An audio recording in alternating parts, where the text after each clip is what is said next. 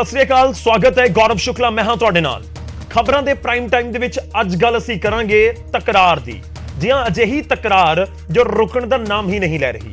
ते आम तौर ते सियाणे ये भी कहंदे ने कि जेकर तकरार वधदी जावे तां फिर नुकसान ही हुंदा, उसदा फायदा बहुता किसी नूं कुछ हुंदा नहीं। तकरार दा असीं जिक्र कर रहे हां जो इस समय नज़र आउंदी है केंद्र ते सूबा सरकार दे विचाले वख-वख मुद्दिआं नूं लैके। अज इस दे उत्ते ही गलबात करांगे क्योंकि एक पासे सेंटर का बजट आया जिसनूं सीएम ने रद्द किया ते सवाल चुके कि इस दे विचों पंजाब कित्थे है, दसो सानू। कदे रिपब्लिक डे चों गायब तां कदे बजट दे विचों गायब, इल्जाम लगाए गए। ते दूजे पासे सूबे दे राजपाल पहुंचे हुए ने सरहदी इलाकिਆਂ ਦੇ ਵਿੱਚ। पंजाब दे राजपाल ने पंजाब दे सरहदी इलाकिਆਂ ਦੇ ਵਿੱਚ ਨੇ ਤੇ ਉੱਥੇ ਜਾ ਕੇ ਉਹਨਾਂ ਦੇ ਵੱਲੋਂ ਨਸ਼ੇ ਨੂੰ ਲੈ ਕੇ ਬਹੁਤ ਵੱਡੀ ਸਟੇਟਮੈਂਟ ਦਿੱਤੀ ਗਈ। ਸਿੱਧਾ ਸਰਕਾਰ ਨੂੰ ਘੇਰਿਆ ਗਿਆ। ਇੱਥੋਂ ਤੱਕ ਕਹਿ ਦਿੱਤਾ ਗਿਆ ਕਿ ਨਸ਼ਾ ਤਾਂ हट्टियां ते विक रहा है, ਜਿਹੜੀਆਂ ਪਿੰਡਾਂ ਦੀਆਂ ਛੋਟੀਆਂ ਦੁਕਾਨਾਂ जनरल स्टोर ਹੁੰਦੇ ਨੇ ਉੱਥੇ ਵੀ ਵਿਕ ਰਿਹਾ ਹੈ। ਇਸ ਤਰੀਕੇ ਦੇ ਐਲੀਗੇਸ਼ਨਸ ਲਗਾਏ ਗਏ। ਤਾਂ ਅੱਜ ਸਵਾਲ ਕਿ ਰਾਜਪਾਲ ਆਮ ਤੌਰ ਤੇ ਇਸ ਤਰੀਕੇ ਨਾਲ ਦੌਰੇ ਕਰਦੇ ਨਜ਼ਰ ਨਹੀਂ ਆਉਂਦੇ, ਪਰ ਮੌਜੂਦਾ ਸਮੇਂ ਚ ਆ ਰਹੇ ਨੇ। ਇਸ ਤੋਂ ਪਹਿਲਾਂ ਵੀ ਗਏ ਸੀ, ਹੁਣ ਵੀ ਸਰਹੱਦੀ ਜ਼ਿਲ੍ਹਿਆਂ ਦੇ ਦੌਰੇ ਉੱਤੇ ਨੇ। ਤਾਂ ਇਸ ਦੇ ਕੀ ਮਾਇਨੇ ਕੱਢੇ ਜਾ ਸਕਦੇ ਨੇ? ਸਵਾਲ ਇਹ ਵੀ ਹੈ ਕਿ ਵਾਕਈ ਹੀ ਨਸ਼ਿਆਂ ਦੀ ਵਜ੍ਹਾ ਦੇ ਨਾਲ ਪੂਰੇ ਬਾਰਡਰ ਬੈਲਟ ਦੇ ਵਿੱਚ ਬਹੁਤ ਮੰਦਾ ਹਾਲ ਹੈ या फिर एक पॉलिटिकल स्टेटमेंट है, क्योंकि इसनूं लैके सेंटर दी सरकार नूं घेरन दी कोशिश हो रही है।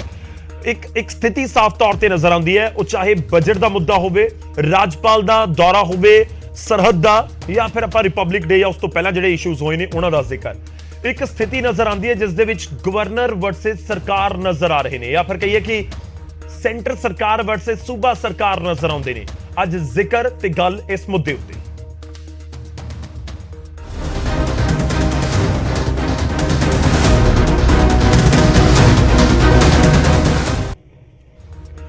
शुरुआत दो तस्वीरों के नाल करन जा रहे हैं जो मैं जिक्र कर रहे हैं। मुख्यमंत्री ने एक स्टेटमेंट दी है, उस तो बाद राजपाल एक्टिव नजर आ रहे हैं इस समय सरहदी जिलों के विच। दो तस्वीरां, एक पासे सीएम ने बजट दे विच बयान दिंदे होए कहा बजट नूं एक सिरे तो ही रद्द कर दिता ते कहा कि पंजाब इस दे विच सानूं नजर नहीं आया। जिहड़ियां चीज़ां दी असीं बजट दे विच मंग कीती सी पंजाब दे लई उस दे उत्ते कोई गौर नहीं किया गया। सैकेंड पॉइंट, जिहड़ी दूजी तस्वीर तुसीं देख रहे हो ਤੇ ਰਾਜਪਾਲ ਸਰਹੱਦੀ ਜ਼ਿਲ੍ਹਿਆਂ ਦੇ ਵਿੱਚ ਪਹੁੰਚ ਕੇ ਕਹਿੰਦੇ ਨੇ ਕਿ ਨਸ਼ਿਆਂ ਨਾਲ ਤਾਂ ਬਹੁਤ ਮਾੜਾ ਹਾਲ ਹੈ ਪੰਜਾਬ ਦਾ, ਖਾਸ ਤੌਰ ਤੇ ਸਰਹੱਦੀ ਜ਼ਿਲ੍ਹਿਆਂ ਦਾ। ਇੱਥੇ ਥਾਂ-ਥਾਂ ਤੇ ਨਸ਼ੇ ਵਿਕਦੇ ਨੇ। ਤਾਂ ਅੱਜ ਚਰਚਾ ਇਸ ਮੁੱਦੇ ਉੱਤੇ ਹੀ ਕਰਾਂਗੇ ਕਿ ਆਖਿਰ ਨਸ਼ਿਆਂ ਵਾਲੀ ਸਟੇਟਮੈਂਟ ਨੂੰ ਲੈ ਕੇ ਜਾਂ ਫਿਰ ਸੀਐਮ ਦੀ ਸਟੇਟਮੈਂਟ ਨੂੰ ਲੈ ਕੇ ਕੀ ਸਮਝਿਆ ਜਾਵੇ ਕਿ ਇਹ ਸਥਿਤੀ ਸਟੇਟ ਵਰਸਸ ਸੈਂਟਰ ਨਜ਼ਰ ਆ ਰਹੀ ਹੈ ਤੇ ਜੇਕਰ ਇਹ ਸਥਿਤੀ ਹੈ ਤਾਂ ਕੀ ਇਸ ਦੇ ਵਿੱਚ ਨੁਕਸਾਨ ਪੰਜਾਬ ਦਾ ਹੋਵੇਗਾ, ਪੰਜਾਬ ਵਾਸੀਆਂ ਦਾ ਹੋਵੇਗਾ। ਵੱਖ-ਵੱਖ ਮੁੱਦਿਆਂ ਉੱਤੇ ਇਸ ਦੇ ਉੱਤੇ ਚਰਚਾ ਕਰਾਂਗੇ। पर मैं शुरुआत करदा एक रिपोर्ट तुहानूं दिखाने जो सरहदी जिलों के विच सूबे के राजपाल पहुंचे हुए ने, उत्थे की कुछ कह रहे हैं रिपोर्ट के जरिए दे। देश से पंजाब गायब था, अब देश के बजट से पंजाब गायब है। ये समझ नहीं आती कौन सा बदला ले रहे हैं ये पंजाबियों से। हमने, क्योंकि बॉर्डर स्टेट है, हमने 1000 करोड़ रुपए की मांग की थी कि बीएसएफ उनको अपग्रेड करने के लिए, मॉडर्नाइजेशन करने के लिए बॉर्डर की, क्योंकि ड्रोन वगैरह बहुत आते हैं, एंटी ड्रोन सिस्टम लॉन्च करने के लिए, उसका नाम भी नहीं लिया गया। हमने प्री बजट जो डिमांड्स मांगते हैं राज्यों से, हमने उसमें मेंशन किया था कि वंदे भारत श्री अमृतसर साहब से और बठिंडा से जो है दिल्ली के लिए, उसका नाम भी नहीं लिया गया।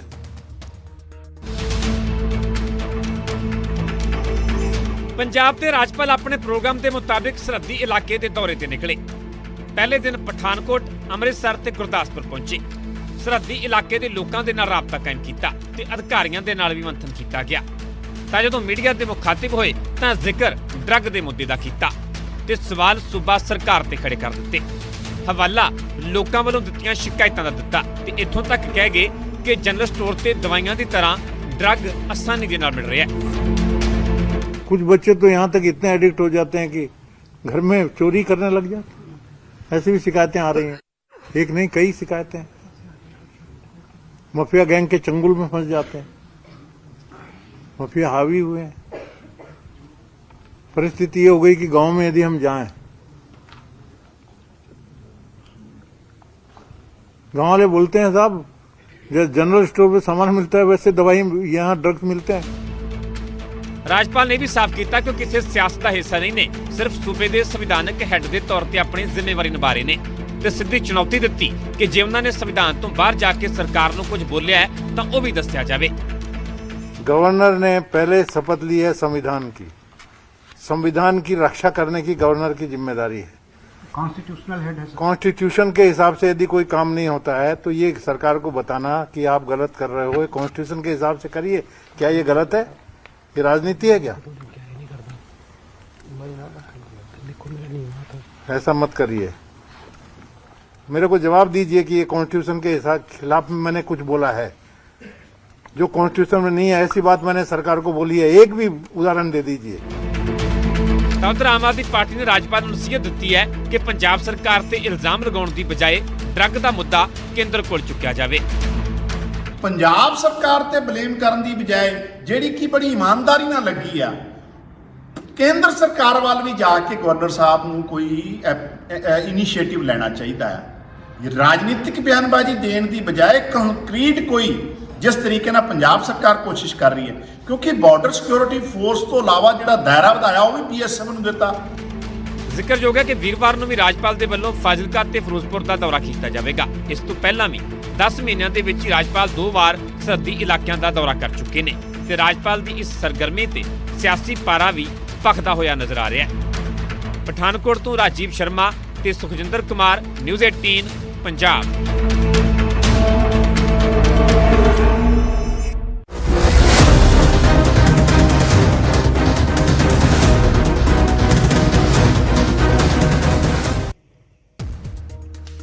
ਤਾਂ ਅੱਜ ਇਸ ਮੁੱਦੇ ਉੱਤੇ ਹੀ ਗੱਲਬਾਤ ਕਰਾਂਗੇ ਕਿ ਵਾਕਈ ਸਥਿਤੀ ਇਸ ਸਮੇਂ ਪੰਜਾਬ ਦੇ ਵਿੱਚ ਸਟੇਟ ਵਰਸਸ ਸੈਂਟਰ ਵਾਲੀ ਹੈ ਜਾਂ ਫਿਰ ਆਖਿਰ ਕਿਉਂ ਵਾਰ-ਵਾਰ ਇਹ ਸਥਿਤੀ ਬਣ ਜਾਂਦੀ ਹੈ ਕਿ ਗਵਰਨਰ ਤੇ ਸੂਬੇ ਦੇ CM ਜਾਂ ਫਿਰ ਸਰਕਾਰ ਆਮੋ ਸਾਹਮਣੇ ਹੋ ਜਾਂਦੇ ਨੇ। ਕਦੇ ਵਿਧਾਨ ਸਭਾ ਇਜਲਾਸ ਦਾ ਜ਼ਿਕਰ ਹੁੰਦਾ ਹੈ, BBMB ਦੇ ਮੁੱਦੇ ਉੱਤੇ ਸੈਂਟਰ ਵਰਸਸ ਸੂਬਾ ਨਜ਼ਰ ਆ ਰਿਹਾ ਸੀ, ਰਿਪਬਲਿਕ ਡੇ ਦੇ ਮੁੱਦੇ ਉੱਤੇ ਹੋਇਆ ਤੇ ਮੌਜੂਦਾ ਸਮੇਂ ਦੇ ਵਿੱਚ ਇੱਕ ਵਾਰ ਫਿਰ ਤੋਂ ਹੁੰਦਾ ਹੋਇਆ ਨਜ਼ਰ ਆ ਰਿਹਾ ਹੈ। ਅਸੀਂ ਬਜਟ ਦਾ ਵੀ ਜ਼ਿਕਰ ਕਰਾਂਗੇ ਕਿਉਂਕਿ ਪੰਜਾਬ ਨੂੰ ਲੈ ਕੇ CM ਕਹਿ ਰਹੇ ਨੇ ਕਿ ਪੰਜਾਬ ਦੇ ਲਈ ਬਜਟ 'ਚ ਹੈ ਹੀ ਕੁਝ ਨਹੀਂ ਸੀ। ਉਸ ਦੇ ਉੱਤੇ ਵੀ ਗੱਲਬਾਤ ਹੋਏਗੀ। ਸਭ ਤੋਂ ਪਹਿਲਾਂ ਤੁਹਾਡਾ ਤਾਰੁਫ ਕਰਵਾਉਂਦੇ ਹਾਂ ਅੱਜ ਦੇ ਮਹਿਮਾਨਾਂ ਦੇ ਨਾਲ ਜੋ ਚਰਚਾ ਦੇ ਵਿੱਚ ਅੱਜ ਸਾਡੇ ਨਾਲ ਸ਼ਾਮਲ ਹੋਣਗੇ, ਜਿਨ੍ਹਾਂ ਦੇ ਨਾਲ ਗੱਲਬਾਤ ਅਸੀਂ ਕਰਾਂਗੇ। ਹਬਾਬ ਗਰੇਵਾਲ ਜੀ ਸਾਡੇ ਨਾਲ ਜੁੜ ਰਹੇ ਨੇ, ਆਮ ਆਦਮੀ ਪਾਰਟੀ ਕਰਨਗੇ। ਗਰੇਵਾਲ ਸਾਹਿਬ ਬਹੁਤ-ਬਹੁਤ ਸਵਾਗਤ ਹੈ। ਸਾਡੇ ਨਾਲ ਅਰਸ਼ਦੀਪ ਕਲੇਰ ਜੀ ਜੁੜ ਰਹੇ ਨੇ, ਸਟੂਡੀਓ ਦੇ ਵਿੱਚ ਮੌਜੂਦ ਨੇ, ਸ਼੍ਰੋਮਣੀ ਅਕਾਲੀ ਦਲ ਨੂੰ ਰਿਪਰੈਜ਼ੈਂਟ ਕਰਨਗੇ। ਕਲੇਰ ਸਾਹਿਬ ਬਹੁਤ-ਬਹੁਤ ਸਵਾਗਤ ਹੈ। ਅਰਸ਼ਪ੍ਰੀਤ ਖੜਿਆਲ ਜੀ ਸਾਡੇ ਨਾਲ ਜੁੜ ਰਹੇ ਨੇ, ਰਿਪਰੈਜ਼ੈਂਟ ਕਰਨਗੇ ਕਾਂਗਰਸ ਨੂੰ। ਬਹੁਤ-ਬਹੁਤ ਸਵਾਗਤ ਹੈ ਖੜਿਆਲ ਸਾਹਿਬ ਤੁਹਾਡਾ ਵੀ। ਤੇ ਸਾਡੇ ਨਾਲ ਕਮਲਜੀਤ ਸਿੰਘ ਸੋਈ ਜੀ ਜੁੜ ਰਹੇ ਨੇ, BJP ਨੂੰ ਰਿਪਰੈਜ਼ੈਂਟ ਕਰਨਗੇ। ਸੋਈ ਸਾਹਿਬ ਬਹੁਤ-ਬਹੁਤ ਸਵਾਗਤ ਹੈ। ਸਾਰੇ ਮਹਿਮਾਨਾਂ ਦਾ ਸਵਾਗਤ ਹੈ। ਮੈਂ ਸ਼ੁਰੂਆਤ ਕਰਦਾ ਆਮ ਆਦਮੀ ਪਾਰਟੀ ਤੋਂ। ਮੈਂ ਸ਼ੁਰੂਆਤ ਕਰਾਂਗੇ ਸਭ ਤੋਂ ਪਹਿਲਾਂ ਨਸ਼ੇ ਦੇ ਮੁੱਦੇ ਤੋਂ। ਇਹ ਬਹੁਤ ਵੱਡੀ ਸਮੱਸਿਆ ਪੰਜਾਬ ਦੇ ਲਈ, ਖਾਸ ਤੌਰ ਤੇ ਜਿਹੜੇ ਇਸ ਸਮੇਂ ਸਰਹੱਦ ਵਾਲੇ ਜ਼ਿਲ੍ਹਿਆਂ ਦੇ ਵਿੱਚ ਗੁਰਦਾਸਪੁਰ, ਪਠਾਨਕੋਟ, ਤਰਨਤਾਰਨ ਵਾਲੇ ਜ਼ਿਲ੍ਹਿਆਂ 'ਚ, ਅੰਮ੍ਰਿਤਸਰ, ਫਿਰੋਜ਼ਪੁਰ, ਫਾਜ਼ਿਲਕਾ ਸਾਨੂੰ ਸੁਣ ਰਹੇ ਹੋਣਗੇ, ਉਹ ਬਖੂਬੀ ਜਾਣਦੇ ਹੋਣਗੇ ਕਿ ਉੱਥੇ ਇੱਕ ਵੱਡੀ ਸਮੱਸਿਆ ਜ਼ਰੂਰ ਹੈ। ਇਸ ਕਰਕੇ ਅੱਜ ਸ਼ੁਰੂਆਤ ਉੱਥੋਂ ਹੀ ਬਜਟ ਵਾਲੇ ਮੁੱਦੇ ਉੱਤੇ ਵੀ ਪੈਰਲਲ ਅਸੀਂ ਗੱਲਬਾਤ ਕਰਨ ਦੀ ਕੋਸ਼ਿਸ਼ ਕਰਾਂਗੇ। ਗਰੇਵਾਲ ਸਾਹਿਬ, ਸ਼ੁਰੂਆਤ ਤੁਹਾਡੇ ਤੋਂ। ਰਾਜਪਾਲ ਪਹੁੰਚੇ ਨੇ, ਕਹਿੰਦੇ ਨਸ਼ਾ ਬਹੁਤ ਹੈ ਸਰਹੱਦੀ ਇਲਾਕਿਆਂ ਦੇ ਵਿੱਚ, ਬਹੁਤ ਅਹਿਮ ਹੈ। ਜਿਹੜਾ ਤੁਸੀਂ ਸੁਣਿਆ ਹੋਏਗਾ ਸਟੇਟਮੈਂਟ ਉਹਨਾਂ ਦਾ, ਕਹਿੰਦੇ ਥਾਂ-ਥਾਂ ਵਿਕ ਰਿਹਾ ਹੈ, ਜਨਰਲ ਸਟੋਰ ਦੇ ਉੱਤੇ ਨਸ਼ਾ ਵਿਕ ਰਿਹਾ ਹੈ। ਜੇ ਰਾਜਪਾਲ ਸਾਹਿਬ ਨੂੰ ਨਜ਼ਰ ਆ ਰਿਹਾ ਹੈ ਤਾਂ ਕੀ ਸੂਬਾ ਸਰਕਾਰ ਨੂੰ ਨਹੀਂ ਨਜ਼ਰ ਆ ਰਿਹਾ? ਕਿ ਵਾਕਈ ਤੁਸੀਂ ਸਮਝਦੇ ਹੋ ਅਜਿਹੀ ਸਥਿਤੀ ਹੈ? गौरव जी स्थिति तो बहुत बुरी है एंड वाकई नशा हर थां ते परमीएट कर गया है एंड राजपाल जी ਨੂੰ ਨਜ਼ਰ ਆਇਆ एंड हर पंजाबी ਨੂੰ ਨਜ਼ਰ ਆਉਂਦਾ ਹੈ ਕਿ ਇਹਦੇ ਚ ਕੋਈ ਰॉकेट ਸਾਇੰਸ ਤਾਂ ਹੈ ਨਹੀਂ। ਇਹ ਆਪਾਂ ਨੂੰ ਪਤਾ ਕਿ ਆਪਣੇ ਸਮਾਜ ਨਾਲ ਕੀ ਖਰਾਬੀ ਹੈ, ਪਹਿਲੀ ਗੱਲ। ਦੂਜੀ ਗੱਲ, ਗਵਰਨਰ ਸਾਹਿਬ ਸੰਵਿਧਾਨ ਦੀ ਸਹੁੰ ਚੱਕਦੇ ਨੇ। ਮੈਂ ਆਸ਼ਾ ਕਰਦਾ ਕਿ ਜਦੋਂ ਸੰਵਿਧਾਨ ਚ ਉਹਨਾਂ ਨੇ ਸਹੁੰ ਚੱਕੀ ਸੀ ਤੇ ਉਹ ਪੰਜਾਬ ਦੇ ਗਵਰਨਰ ਬਣੇ ਸੀਗੇ, ਤੇ ਜਦੋਂ ਫੈਡਰਲ ਸਟਰਕਚਰ ਚ ਕੇਂਦਰੀ ਵਿੱਚ ਪੰਜਾਬ ਨੂੰ ਕੁਝ ਵੀ ਨਹੀਂ ਦਿੱਤਾ ਗਿਆ ਤਾਂ ਸ਼ਾਇਦ ਬੋਲ ਦਿੰਦੇ, ਪਰ ਚਲੋ ਕੋਈ ਗੱਲ ਨਹੀਂ। ਹੁਣ ਮੈਂ ਨਾ 2 ਮਿੰਟ ਲਊਂਗਾ, ਸਿਰਫ ਮੈਂ 2 ਪੁਆਇੰਟਸ ਨੇ, ਮੈਂ ਕੁਝ ਆંકੜੇ ਦੇਣੇ ਚਾਹੂੰਗਾ। 27 ਲੱਖ ਕਰੋੜ ਰੁਪਇਆ ਅਦਾਨੀ ਗਰੁੱਪ ਦਾ ਪਿਛਲੇ 2-3 ਦਿਨਾਂ 'ਚ ਉੜ ਗਿਆ। ਚਲੋ 14 ਪ੍ਰਧਾਨ ਮੰਤਰੀ ਰਹੇ ਨੇ ਮੋਦੀ ਜੀ ਤੋਂ ਪਹਿਲਾਂ। 57 ਲੱਖ ਕਰੋੜ ਰੁਪਏ 56 ਲੱਖ ਕਰੋੜ ਰੁਪਇਆ ਉਹਨਾਂ ਨੇ ਕਰਜ਼ਾ ਲਿਆ ਸੀਗਾ ਐਂਡ 44 ਲੱਖ ਕਰੋੜ ਰੁਪਇਆ ਪਿਛਲੇ 14 ਸਾਲਾਂ 'ਚ ਮੋਦੀ ਜੀ ਨੇ ਐਕਸਟਰਾ ਲੈ ਲਿਆ। ਸੋ 100 ਲੱਖ ਕਰੋੜ ਦੇਸ਼ ਤੇ ਕਰਜ਼ਾ ਚੜ ਗਿਆ। ਚਲੋ ਉਹ ਵੀ ਕੋਈ ਗੱਲ ਨਹੀਂ। ਜਿਹੜਾ 27 ਲੱਖ ਕਰੋੜ ਅਦਾਨੀ ਗਰੁੱਪ ਦਾ ਗਿਆ, ਉਹਦੇ 'ਚ LIC, PNB ਤੇ SBI ਦੇ ਜਿਹੜੇ ਧੱਕੇ ਨਾਲ ਉਹਨਾਂ ਨੂੰ ਅਦਾਨੀ ਦੇ ਸ਼ੇਅਰ ਦਵਾਏ ਗਏ ਸੀਗੇ, ਉਹ ਗਾਇਬ ਹੋ ਗਏ। ਚਲੋ ਕੋਈ ਗੱਲ ਨਹੀਂ, ਉਹਦਾ ਥੋੜਾ ਮੇਰਾ ਪੈਸਾ ਹੈ। 20 ਲੱਖ ਕਰੋੜ ਰੁਪਇਆ ਜਿਹੜੇ ਲੋਕ ਇੱਥੋਂ ਦੇਸ਼ ਤੋਂ ਪੈਸਾ ਲੈ ਕੇ ਭੱਜ ਗਏ, ਉਹਦਾ ਅੱਜ ਕੱਲ ਟੋਟਲ ਬੰਦਾ ਜਿਹੜਾ ਕਾਲਾ ਧਨ ਵਾਪਸ ਆਉਣਾ ਸੀ, 15 ਲੱਖ ਕਰੋੜ ਦਾ ਕਰਜ਼ਾ ਮਾਫ ਕਰ ਦਿੱਤਾ ਗਿਆ ਕਾਰਪੋਰੇਟਾਂ ਦਾ। ਹੁਣ ਕਿਸਾਨਾਂ ਦਾ ਸਾਰੇ ਦੇਸ਼ ਦਾ ਕਰਜ਼ਾ ਕਿੰਨਾ ਜੀ? 3 ਲੱਖ ਕਰੋੜ। ਉਹਦੇ ਬਾਰੇ ਕੋਈ ਗੱਲ ਨਹੀਂ। 3 ਲੱਖ ਕਰੋੜ ਸਾਰੇ ਦੇਸ਼ ਦੇ ਕਿਸਾਨਾਂ ਦਾ, ਜਿੰਨੇ ਮੈਂ ਬੰਦੇ ਗਿਣਾਏ ਆ ਉਹਨਾਂ ਦਾ ਇੰਨਾ ਕੁਛ। ਹੁਣ 5 ਤੋਂ ਲੈ ਕੇ 7 ਲੱਖ ਕਰੋੜ ਦੀ 7 ਲੱਖ ਦੀ ਇਹਨਾਂ ਨੇ ਕਰਤੀ ਹੈ ਕਿ ਸਲੈਬ, ਕਿ ਤੁਹਾਡੇ ਜੀ ਅਸੀਂ ਇੰਨੇ ਤੁਹਾਡੇ ਟੈਕਸ ਨਹੀਂ ਲਵਾਂਗੇ। ਬੜੇ ਖੁਸ਼ ਹੋ ਗਏ ਜੀ ਲੋਅਰ ਮਿਡਲ ਕਲਾਸ ਵਾਲੇ ਲੋਕ। ਉਹਨਾਂ ਨੂੰ ਇੱਕ ਗੱਲ ਦੱਸੋ ਕਿ ਜਦੋਂ ਇੰਸ਼ੋਰੈਂਸ ਕਰਾਓਗੇ ਨਾ, ਜਿੰਨੀ ਤੁਹਾਡੇ ਤੋਂ ਸਲੈਬ ਘਟਾਈ ਹੈ ਜਾਂ ਤੁਹਾਡੀ ਵਧਾਈ ਹੈ, ਉਦੋਂ ਦੁੱਗਣੀ ਇੰਸ਼ੋਰੈਂਸ ਚ ਵਧਾਤੀ। ਇੰਸ਼ੋਰੈਂਸ ਦੇ ਟੈਕਸ ਉਹ ਤੋਂ ਦੁੱਗਣੀ ਵਧਾਤੀ। ਤੁਹਾਨੂੰ ਵੱਧ ਪੈਸੇ ਦੇਣੇ ਪੈਣਗੇ ਜੇ ਤੁਸੀਂ health insurance, life insurance, medical insurance ਕਰਾਉਣੇ ਹੋ, ਤੁਹਾਨੂੰ ਦੁੱਗਣੇ ਦੇਣੇ ਪੈਣਗੇ। ਟੀਵੀ ਤੇ ਮੋਬਾਈਲ ਤੇ ਟੈਕਸ ਘਟਾਤਾ, ਸਿਗਰਟ ਤੇ ਮੈਂ ਰਿਕੁਐਸਟ ਕਰੂੰਗਾ ਤੁਹਾਨੂੰ ਸਰ ਇੱਕ ਮਿੰਟ ਗਰੇਵਾਲ ਸਾਹਿਬ ਜੀ ਕਿ ਆਪਾਂ ਪੁਆਇੰਟ ਦੇ ਉੱਤੇ ਰਹੀਏ, ਕਿਉਂਕਿ ਬਜਟ ਤੇ ਪੂਰਾ ਦਿਨਾਂ ਚ ਚਰਚਾ ਆਲਰੇਡੀ ਹੁੰਦੀ ਰਹੀ। ਮੈਂ ਇਸ ਕਰਕੇ ਕਹਿ ਰਿਹਾ ਮੈਂ ਮੰਨ ਗਿਆ ਸਿਗਰਟ ਤੇ ਵਧਾਤਾ, ਦੁੱਧ ਤੇ ਦਹੀਂ ਤੇ, ਦੁੱਧ ਤੇ ਆਟੇ ਤੇ ਵੀ ਵਧਾਤਾ। ਹੁਣ ਆਪਾਂ ਆ ਜਾਈਏ ਪੁਆਇੰਟ ਤੇ। 70s ਤੇ 80s ਚ ਪੰਜਾਬ ਨੂੰ ਵੰਡਿਆ ਗਿਆ, ਲੁੱਟਿਆ ਗਿਆ, ਕਸੁੱਟਿਆ ਗਿਆ। ਆਪਾਂ ਨੂੰ 90 ਦੇ ਦਹਾਕੇ ਚ ਨਤੀਜਾ ਦੇਖਣ ਨੂੰ ਮਿਲਿਆ। ਮਸਾਂ ਪੰਜਾਬ ਲੀਕ ਤੇ ਆਇਆ। ਪੰਜਾਬ ਦੀਆਂ ਪਾਰਟੀਆਂ ਨੇ ਕੁਝ ਕੀਤਾ। ਅੱਜ ਗਵਰਨਰ ਸਾਹਿਬ ਗਏ, ਮੈਂ ਕਹਿੰਦਾ ਤੁਸੀਂ ਸੰਵਿਧਾਨਕ ਪਦ ਤੇ ਹੋ। ਸਤਪਾਲ ਮਲਿਕ ਜੀ ਸੰਵਿਧਾਨਕ ਪਦ ਤੇ ਨੇ, ਮੇਘਾਲਿਆ ਦੇ ਗਵਰਨਰ ਨੇ, ਉਹਨਾਂ ਨੇ ਸੰਵਿਧਾਨ ਦੀ ਸਹੁੰ ਚੱਕੀ ਸੀ, ਉਹ ਸੱਚ ਬੋਲੇ, ਪ੍ਰਧਾਨ ਮੰਤਰੀ ਮੋਰੇ ਸੱਚ ਬੋਲੇ। ਤੁਹਾਨੂੰ ਪੰਜਾਬ ਦੀ ਚਿੰਤਾ, ਤੁਸੀਂ ਸਰਕਾਰ ਚ ਰਹੇ ਹੋ 25 ਸਾਲਾਂ ਚ, ਤੁਹਾਨੂੰ ਪੰਜਾਬ ਦੀ ਚਿੰਤਾ। ਮੈਂ ਇਹੋ ਜਿਹੇ ਉਦਾਹਰਨ ਦੇ ਸਕਦਾ ਕਿ ਜਦੋਂ ਬੀਜੇਪੀ ਵਾਲੇ ਕਹਿੰਦੇ ਸੀ ਕਿ ਕੀ ਗੱਲ ਇਕੱਲੇ ਅਕਾਲੀਆਂ ਨੂੰ ਖਾਣ ਦਾ ਹੱਕ ਹੈ, ਚਲੋ ਅਸੀਂ ਇੱਕ ਗੱਲ ਕਹਿ ਰਹੇ ਹਾਂ ਕਿ ਤੁਸੀਂ ਨਹੀਂ ਦੇ ਸਕੇ ਤੁਸੀਂ ਪੰਜਾਬ ਨੂੰ ਪੈਸੇ ਨਹੀਂ ਦੇ ਸਕੇ। ਚਾਈਨਾ ਦੇ ਬਾਰਡਰ ਤੇ ਅੱਜ ਦੇਸ਼ ਦਾ ਫੋਕਸ ਹੈ, ਮੈਜੋਰਟੀ ਫੌਜ ਚਾਈਨਾ ਦੇ ਬਾਰਡਰ ਤੇ ਲੱਗੀ ਹੈ। ਪਾਕਿਸਤਾਨ ਦਾ ਬਾਰਡਰ ਜਿਹੜਾ, ਅਸੀਂ ਵੀ ਬਾਰਡਰ ਸਟੇਟ ਆ, ਉਹ ਅਸੁਰੱਖਿਅਤ ਹੈ। ਪਲੀਜ਼ 1000 ਕਰੋੜ ਰੁਪਏ ਸੈਂਕਸ਼ਨ ਕਰ ਦਿਓ ਕਸ਼ਮੀਰ ਤੋਂ ਲੈ ਕੇ ਗੁਜਰਾਤ ਬਾਰਡਰ ਤੱਕ, ਕਿ ਅਸੀਂ ਬਾਰਡਰ ਦੀ ਸਰਵੇਲੈਂਸ ਵਧਾ ਲਈਏ। ਉਹ ਨਹੀਂ ਆਇਆ। ਗਵਰਨਰ ਸਾਹਿਬ ਐਂਡ ਕੇਂਦਰੀਆਂ ਏਜੰਸੀਆਂ ਨੂੰ ਬਹੁਤ ਚਿੰਤਾ ਹੋ ਜਾਂਦੀ ਕਿ ਇੰਨਾ ਰੇਤਾ ਚੱਕ ਲਿਆ, ਇੰਨੀ ਚਿੰਤਾ ਹੋ ਗਈ। ਇਹ ਇੱਕ ਕੈਮੋਫਲਾਜ ਐਕਸਰਸਾਈਜ਼ ਸੀ। ਗਵਰਨਰ ਸਾਹਿਬ ਨੇ ਇਹ ਧਿਆਨ ਵਟਾਉਣਾ ਸੀਗਾ ਕਿ ਕਿਸ ਤਰ੍ਹਾਂ ਪੰਜਾਬ ਨੂੰ ਟੋਟਲੀ ਅਣਦੇਖਾ ਕੀਤਾ ਗਿਆ। ਪੰਜਾਬ ਛੱਡੋ ਜੀ, ਪੰਜਾਬ, ਹਰਿਆਣਾ, ਹਿਮਾਚਲ, ਜੰਮੂ ਕਸ਼ਮੀਰ ਚ, ਲਦਾਖ ਚ ਉਹ ਆਪਣੇ ਸੋਨਮ ਵਾਂਗਚੁਕ ਸਾਹਿਬ ਬੈਠੇ ਨੇ, ਉਹ ਫਾਸ ਤੇ ਬੈਠੇ ਆ। ਕਸ਼ਮੀਰੀ ਅੱਡ ਪਿੱਟ ਰਹੇ ਆ, ਜੰਮੂ ਵਾਲੇ ਅੱਡ ਪਿੱਟ ਰਹੇ ਆ, ਹਿਮਾਚਲ ਨੇ ਕਾਂਗਰਸੀ ਚੁਣ ਲਏ, ਉਹਨਾਂ ਦੇ ਅੱਡ ਦਿਵਾਲੇ ਹੋ ਗਏ। ਪੰਜਾਬ ਤੇ ਹਰਿਆਣਾ ਦਾ ਦੁਸ਼ਮਣੀ ਸੀਗੀ। ਨਾਰਥ ਇੰਡੀਆ ਪੁੱਛ ਰਿਹਾ ਕਿ ਸਾਨੂੰ ਦੱਸਤਾ ਦਿਓ। ਮੈਂ ਵਾਪਸ ਟੌਪਿਕ ਦੇ ਉੱਤੇ ਆਣਾ, ਗਰੇਵਾਲ ਸਾਹਿਬ ਮੈਂ ਸਭ ਨੂੰ ਐਡ ਕਰਨਾ। ਮੈਂ ਇਸ ਕਰਕੇ ਤੁਸੀਂ ਕਿਹਾ ਸੀ ਟਾਈਮ ਖੁੱਲਾ ਦੇ ਦਿਓ, ਇਸ ਕਰਕੇ ਮੈਂ ਇੰਟਰਰਪਟ ਨਹੀਂ ਕੀਤਾ। ਮੈਂ ਫਿਰ ਤੁਹਾਨੂੰ 20 ਸੈਕਿੰਡਸ ਦੇ ਵਿੱਚ ਜਵਾਬ ਜਾਣਨਾ ਚਾਹੁੰਦਾ। ਤੁਹਾਨੂੰ ਲੱਗਦਾ ਕਿ ਜੇ ਸੈਂਟਰ ਤੋਂ ਬਜਟ ਦੇ ਵਿੱਚ ਪੈਸਾ ਆ ਜਾਂਦਾ ਤਾਂ ਫਿਰ ਨਸ਼ੇ ਵਾਲਾ ਜਿਹੜਾ ਪੂਰਾ ਕੋੜ ਹੈ ਵੱਢਿਆ ਜਾ ਸਕਦਾ? ਮਤਲਬ ਜਿਹੜਾ ਸਰਹੱਦੀ ਜ਼ਿਲ੍ਹਿਆਂ ਦੇ ਵਿੱਚ ਨਸ਼ੇ ਦੀ ਪ੍ਰੋਬਲਮ ਹੈ ਉਸ ਨੂੰ ਖਤਮ, ਜਾਂ ਮੈਂ ਕਹਾਂ ਕਿ ਘੱਟ ਕੀਤਾ ਜਾ ਸਕਦਾ ਸੀ। ਤੁਸੀਂ ਇਹ ਕਹਿਣਾ ਚਾਹ ਰਹੇ ਹੋ? ਗੌਰਵ ਜੀ, ਸੈਂਟਰ ਤੋਂ ਪੰਜਾਬ ਦਾ ਕਰਜ਼ਾ ਮਾਫ ਹੁੰਦਾ, ਪੈਸਾ ਆਉਂਦਾ, ਅਸੀਂ ਰੋਜ਼ਗਾਰ ਲਿਆਉਂਦੇ, ਅਸੀਂ ਇੰਡਸਟਰੀ ਐਗਰੀ ਅਸੀਂ ਲਿਆਵਾਂਗੇ। ਸਾਨੂੰ ਸੈਂਟਰ ਦੇ ਮੁਹਤਾਜ ਨਹੀਂ ਰਹਿਣਾ, ਅਸੀਂ ਨਹੀਂ। ਪਰ ਜੇ ਇਹ ਵਾਕਈ ਕਹਿੰਦੇ ਆ ਐਂਡ ਜੇ ਸੰਵਿਧਾਨ ਦੀ ਕਸਮ ਖਾਧੀ ਹੈ ਰਾਜਪਾਲ ਜੀ ਨੇ, ਅਸੀਂ ਉਹਨਾਂ ਨੂੰ ਬੇਨਤੀ ਕਰਦੇ ਹਾਂ ਤੇ फिर कहो कि ये स्टेट का मैं राज्यपाल हूं, इनको भी कुछ दे दो, इनको भी कुछ लड़ने के लिए दे दो, इनको भी कुछ हाथ में कुछ दे दो। ये अपनी इंडस्ट्री तो बना ली। ये देश को 80 करोड़ लाभार्थी दिते है जी। ਅਸੀਂ ਕਣਕ ਝੋਨਾ ਆਪਣੀ ਹਿੱਕ ਤੇ ਉਗਾ ਕੇ ਜ਼ਹਿਰ ਉਗਾ ਕੇ ਦਿੱਤਾ ਹੈ। ਤੇ ਮੈਂ ਹੋਰ ਥੋੜਾ ਸਪੈਸੀਫਿਕ ਕਰਦਾ ਡਿਬੇਟ ਨੂੰ ਨਾ, ਆਪਾਂ ਭਟਕਣਾ ਜਾਈਏ ਇੱਧਰ ਉੱਧਰ। ਬੇਸਿਕਲੀ ਤੁਸੀਂ ਕਹਿ ਰਹੇ ਹੋ ਕਿ ਜੇਕਰ ਪੰਜਾਬ ਦੇ ਕੋਲ ਪੈਸਾ ਆਵੇ ਜਾਂ ਪੰਜਾਬ ਦਾ ਜਿਹੜਾ ਕਰਜ਼ਾ ਮਾਫ ਹੋਵੇ ਤਾਂ ਅਸੀਂ ਇੱਥੇ ਜਿਹੜਾ ਇੰਪਲੋਇਮੈਂਟ ਹੈ ਜ਼ਿਆਦਾ ਜਨਰੇਟ ਕਰ ਸਕਾਂਗੇ ਤੇ ਉਸ ਦਾ ਅਸਰ ਹੋਏਗਾ ਕਿ ਪੰਜਾਬ ਦੇ ਨੌਜਵਾਨਾਂ ਨੂੰ ਨਸ਼ੇ ਚੋਂ ਕੱਢ ਸਕਾਂਗੇ। ਤੁਸੀਂ ਇਹ ਕਹਿਣਾ ਚਾਹ ਰਹੇ ਹੋ? ਠੀਕ ਹੈ, ਮੈਂ ਤੁਹਾਡੇ ਕੋਲ ਆਉਂਗਾ। ਇੱਕ ਵੈਲਿਡ ਪੁਆਇੰਟ ਹੈ, ਇੱਕ ਤਰੀਕਾ ਹੋ ਸਕਦਾ ਹੈ ਕਿ ਨਸ਼ੇ ਤੋਂ ਕਿਵੇਂ ਦੂਰ ਰੱਖਿਆ ਜਾਏ। ਠੀਕ ਹੈ ਸਰ, ਥੋੜਾ ਜਿਹਾ ਵੇਟ ਕਰਿਓ। ਹੁਣ ਆਪਾਂ ਸਾਰਿਆਂ ਨੂੰ ਐਡ ਕਰ ਲਈਏ ਇੱਕ ਵਾਰੀ, ਮੈਂ ਤੁਹਾਡੇ ਕੋਲ ਆਵਾਂਗਾ, ਫਿਰ ਤੁਸੀਂ ਜਵਾਬ ਦਿਓ। ਕਮਲਜੀਤ ਸੋਈ ਜੀ, ਬੀਜੇਪੀ ਤੋਂ ਅੱਜ ਰਿਐਕਸ਼ਨ ਜ਼ਰੂਰੀ ਹੈ। ਸੀਐਮ ਕਹਿੰਦੇ ਕਿਹੜੀ ਗੱਲ ਦਾ ਬਦਲਾ ਲੈ ਰਹੇ ਹੋ ਤੁਸੀਂ? ਸੈਂਟਰ ਦੀ ਸਰਕਾਰ ਕਿਹੜੀ ਗੱਲ ਦਾ ਬਦਲਾ ਲੈ ਰਹੀ ਹੈ? ਕਦੇ ਰਾਜਪਾਲ ਜਾ ਕੇ ਕਹਿੰਦੇ ਨੇ ਕਿ ਪੰਜਾਬ 'ਚ ਨਸ਼ਾ ਬਹੁਤ ਹੈ, ਕਦੇ ਰਿਪਬਲਿਕ ਡੇ ਦੇ ਵਿੱਚੋਂ ਪੰਜਾਬ ਦੀ ਝਾਕੀ ਹਟਾ ਦਿੱਤੀ ਜਾਂਦੀ ਹੈ, ਇਹ ਸੀਐਮ ਦੀ ਸਟੇਟਮੈਂਟ ਹੈ। ਕਦੇ ਬਜਟ ਦੇ ਵਿੱਚ ਜੋ ਮੰਗਿਆ ਗਿਆ ਸੀ ਉਸ ਦੇ ਉੱਤੇ ਗੌਰ ਨਹੀਂ ਕੀਤਾ ਜਾਂਦਾ। ਗੌਰਵ ਜੀ, ਤੁਸੀਂ ਡਿਬੇਟ ਸ਼ੁਰੂਆਤ ਕੀਤੀ ਸੀ ਕਿ ਨਸ਼ਿਆਂ ਦੇ ਮਸਲੇ ਦੇ ਉੱਪਰ, ਤੇ ਬੜੇ ਕਨਵੀਨੀਐਂਟਲੀ ਬਾਪ ਸਾਹਿਬ ਆ ਬਜਟ ਦੇ ਉੱਪਰ ਗੱਲਾਂ ਕਰਨ ਲੱਗ ਪਏ। ਬਜਟ ਮੈਂ ਬਾਅਦ ਆਉਣਾ, ਪਹਿਲਾਂ ਤੁਸੀਂ ਨਸ਼ਿਆਂ ਦਾ ਜਿਹੜਾ ਕਾਰੋਬਾਰ ਪੰਜਾਬ 'ਚ ਚੱਲ ਰਿਹਾ ਹੈ, ਜਿਹੜੇ ਇਹਨਾਂ ਨੇ ਕੇਜਰੀਵਾਲ ਸਾਹਿਬ ਕਹਿੰਦੇ ਸੀਗੇ ਕਿ ਸਾਡੇ ਹੱਥ ਸਰਕਾਰ ਦੇ ਦਿਓ, 24 ਘੰਟਿਆਂ 'ਚ ਨਸ਼ੇ ਖਤਮ ਕਰ ਦਿਆਂਗੇ ਅਸੀਂ। ਉਸ ਤੋਂ ਪਹਿਲਾਂ ਕਾਂਗਰਸ ਸਰਕਾਰ ਕਹਿੰਦੀ ਸੀਗੀ ਅਸੀਂ ਜਲਦੀ ਨਸ਼ੇ ਖਤਮ ਕਰ ਦਿਆਂਗੇ, ਨਸ਼ਿਆਂ ਦਾ 24 ਘੰਟਿਆਂ 'ਚ ਕਰ ਦਿਆਂਗੇ। ਦੇਖੋ, ਇਹਨਾਂ ਨੇ ਸਿਰਫ ਗੱਲਾਂ ਦਾ ਪਹਾੜ ਬਣਾਉਂਦੇ ਨੇ। ਅੱਜ ਦਸੰਬਰ ਦੇ ਵਿੱਚ ਪੀਜੀਆਈ ਦੀ ਇੱਕ ਰਿਪੋਰਟ ਹੋਈ ਹੈ ਪਬਲਿਸ਼, ਉਹਦੇ ਮੁਤਾਬਿਕ ਤਕਰੀਬਨ 15 ਮਿਲੀਅਨ ਕਹਿੰਦੇ ਜੀ 15 ਮਿਲੀਅਨ ਜਿਹੜੇ ਨੇ ਇਹ ਲੋਕੀ ਜਿਹੜੇ ਪੰਜਾਬ ਦੇ ਵਿੱਚ ਤਕਰੀਬਨ ਨਸ਼ਾ ਕਰਦੇ ਨੇ, ਨਸ਼ਿਆਂ ਦੇ ਆਦੀ ਹੋ ਚੁੱਕੇ। 33% ਪਾਪੂਲੇਸ਼ਨ ਦਾ ਜ਼ਿਕਰ ਹੋ ਰਿਹਾ ਅੱਜ। ਉਹਦੇ ਚ ਜਿਹੜੇ 15 ਤੋਂ ਲੈ ਕੇ ਤੇ 35 ਸਾਲ ਦੇ ਜਿਹੜੇ ਰਿਸੋਰਸਸ ਨੇ, ਸਾਡੇ ਹਿਊਮਨ ਰਿਸੋਰਸ, ਉਹ ਨਸ਼ਿਆਂ ਦੇ ਵਿੱਚ ਲੱਗੇ ਹੋਏ ਨੇ। ਐਡਾ ਵੱਡਾ ਕਾਰੋਬਾਰ ਨਸ਼ਿਆਂ ਦਾ ਨਜ਼ਰ ਆ ਰਿਹਾ ਹੈ, ਤੇ ਫਿਰ ਪੰਜਾਬ ਸਰਕਾਰ ਉਹਦੇ ਵਿੱਚ ਜਿਹੜੀ ਐਸਟੀਐਫ ਬਣਾਈ ਹੈ ਉਹ ਕੀ ਕਰ ਰਹੀ ਹੈ? You must ask them। ਪਹਿਲੇ ਨੰਬਰ ਤੇ ਨੈਸ਼ਨਲ ਜਿਹੜੀ ਨਾਰਕੋਟਿਕਸ ਕੰਟਰੋਲ ਬਿਊਰੋ ਦੀ ਰਿਪੋਰਟ ਆਈ ਹੈ, ਉਹਦੇ ਤੇ ਪਹਿਲੇ ਨੰਬਰ ਤੇ ਪੰਜਾਬ ਨਸ਼ਿਆਂ ਦੀ ਕੰਜ਼ੰਪਸ਼ਨ ਦੇ ਵਿੱਚ ਆ, ਤੇ ਇਹਨਾਂ ਨੇ FIR ਤਕਰੀਬਨ 10,000 FIR ਰਜਿਸਟਰਡ ਹੋਈਆਂ। ਮਾਰਚ ਤੋਂ ਬਾਅਦ ਦੀ ਗੱਲ ਕਰ ਰਿਹਾ ਮੈਂ। ਤੁਸੀਂ 15 ਮਿਲੀਅਨ ਵਾਲਾ ਅੰਕੜਾ ਬਹੁਤ ਵੱਡਾ ਦੇ ਰਹੇ ਹੋ। ਅਗਰ ਮੈਂ ਸਹੀ ਕੈਲਕੂਲੇਟ ਕਰ ਰਿਹਾ ਤੇ 1.5 ਕਰੋੜ ਹੋ ਗਿਆ ਅਪਰੋਕਸੀਮੇਟਲੀ। ਹਰ ਦੂਜਾ ਪੰਜਾਬੀ ਨਸ਼ੇੜੀ ਹੈ, ਤੀਜਾ ਪੰਜਾਬੀ ਨਸ਼ੇੜੀ ਹੈ, ਜੋ ਉਹਨਾਂ ਦੀ PGI ਦੀ ਰਿਪੋਰਟ ਹੈ, ਜਿਹੜੀ PGI ਦੀ ਰਿਪੋਰਟ ਹੈ।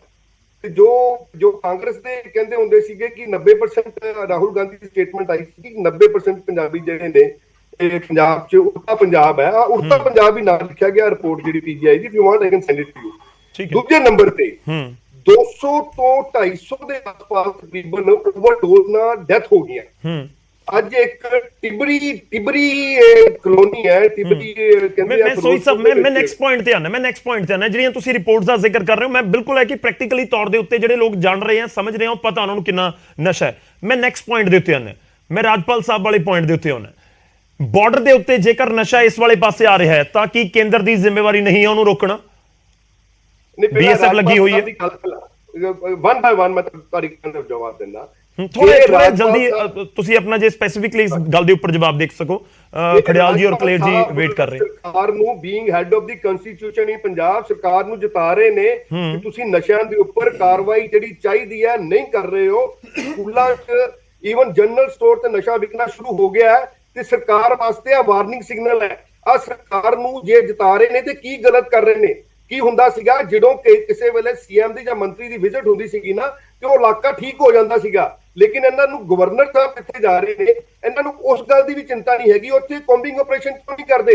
ਮੈਂ ਤੁਹਾਨੂੰ ਲਿਸਟ ਦੇ ਦੇਣਾ 13 ਬਸਤੀਆਂ ਦੀ ਪੰਜਾਬ 'ਚ ਜਿੱਥੇ ਨਸ਼ਾ ਸ਼ਰੇਆਮ ਵਿਕਦਾ ਹੈ। ਕੀ ਆਪਰੇਸ਼ਨ ਕੀਤਾ ਗਿਆ? ਕੁੰਵਰ ਵਿਜੇ ਪ੍ਰਤਾਪ ਉਹਨਾਂ ਨੇ ਬਿਲਕੁਲ ਓਪਨਲੀ ਕਿਹਾ ਕਿ ਨਸ਼ੇ ਦੇ ਖਿਲਾਫ ਪੰਜਾਬ ਸਰਕਾਰ ਜੰਗ ਦੇ ਵਿੱਚ ਫੇਲ ਹੋਈ ਹੈ। ਅੱਜ ਮਕਬੂਲਪੁਰਾ ਬਸਤੀ ਹੈ ਅੰਮ੍ਰਿਤਸਰ ਦੇ ਵਿੱਚ, ਕਿਉਂ ਤੁਸੀਂ ਉਹਦੇ ਉੱਪਰ ਕੋਂਬਿੰਗ ਆਪਰੇਸ਼ਨ ਨਹੀਂ ਕੀਤਾ? ਸ਼ਿਮਲਾਪੁਰੀ ਹੈ ਲੁਧਿਆਣੇ ਵਿੱਚ, ਕਿਉਂ ਕੋਂਬਿੰਗ ਆਪਰੇਸ਼ਨ ਨਹੀਂ ਕੀਤਾ? ਟਿਬਰੀ ਕਲੋਨੀ ਹੈ ਫਿਰੋਜ਼ਪੁਰ ਦੇ ਵਿੱਚ, ਕਿਉਂ ਤੁਸੀਂ ਆਪਰੇਸ਼ਨ ਨਹੀਂ ਕੀਤਾ?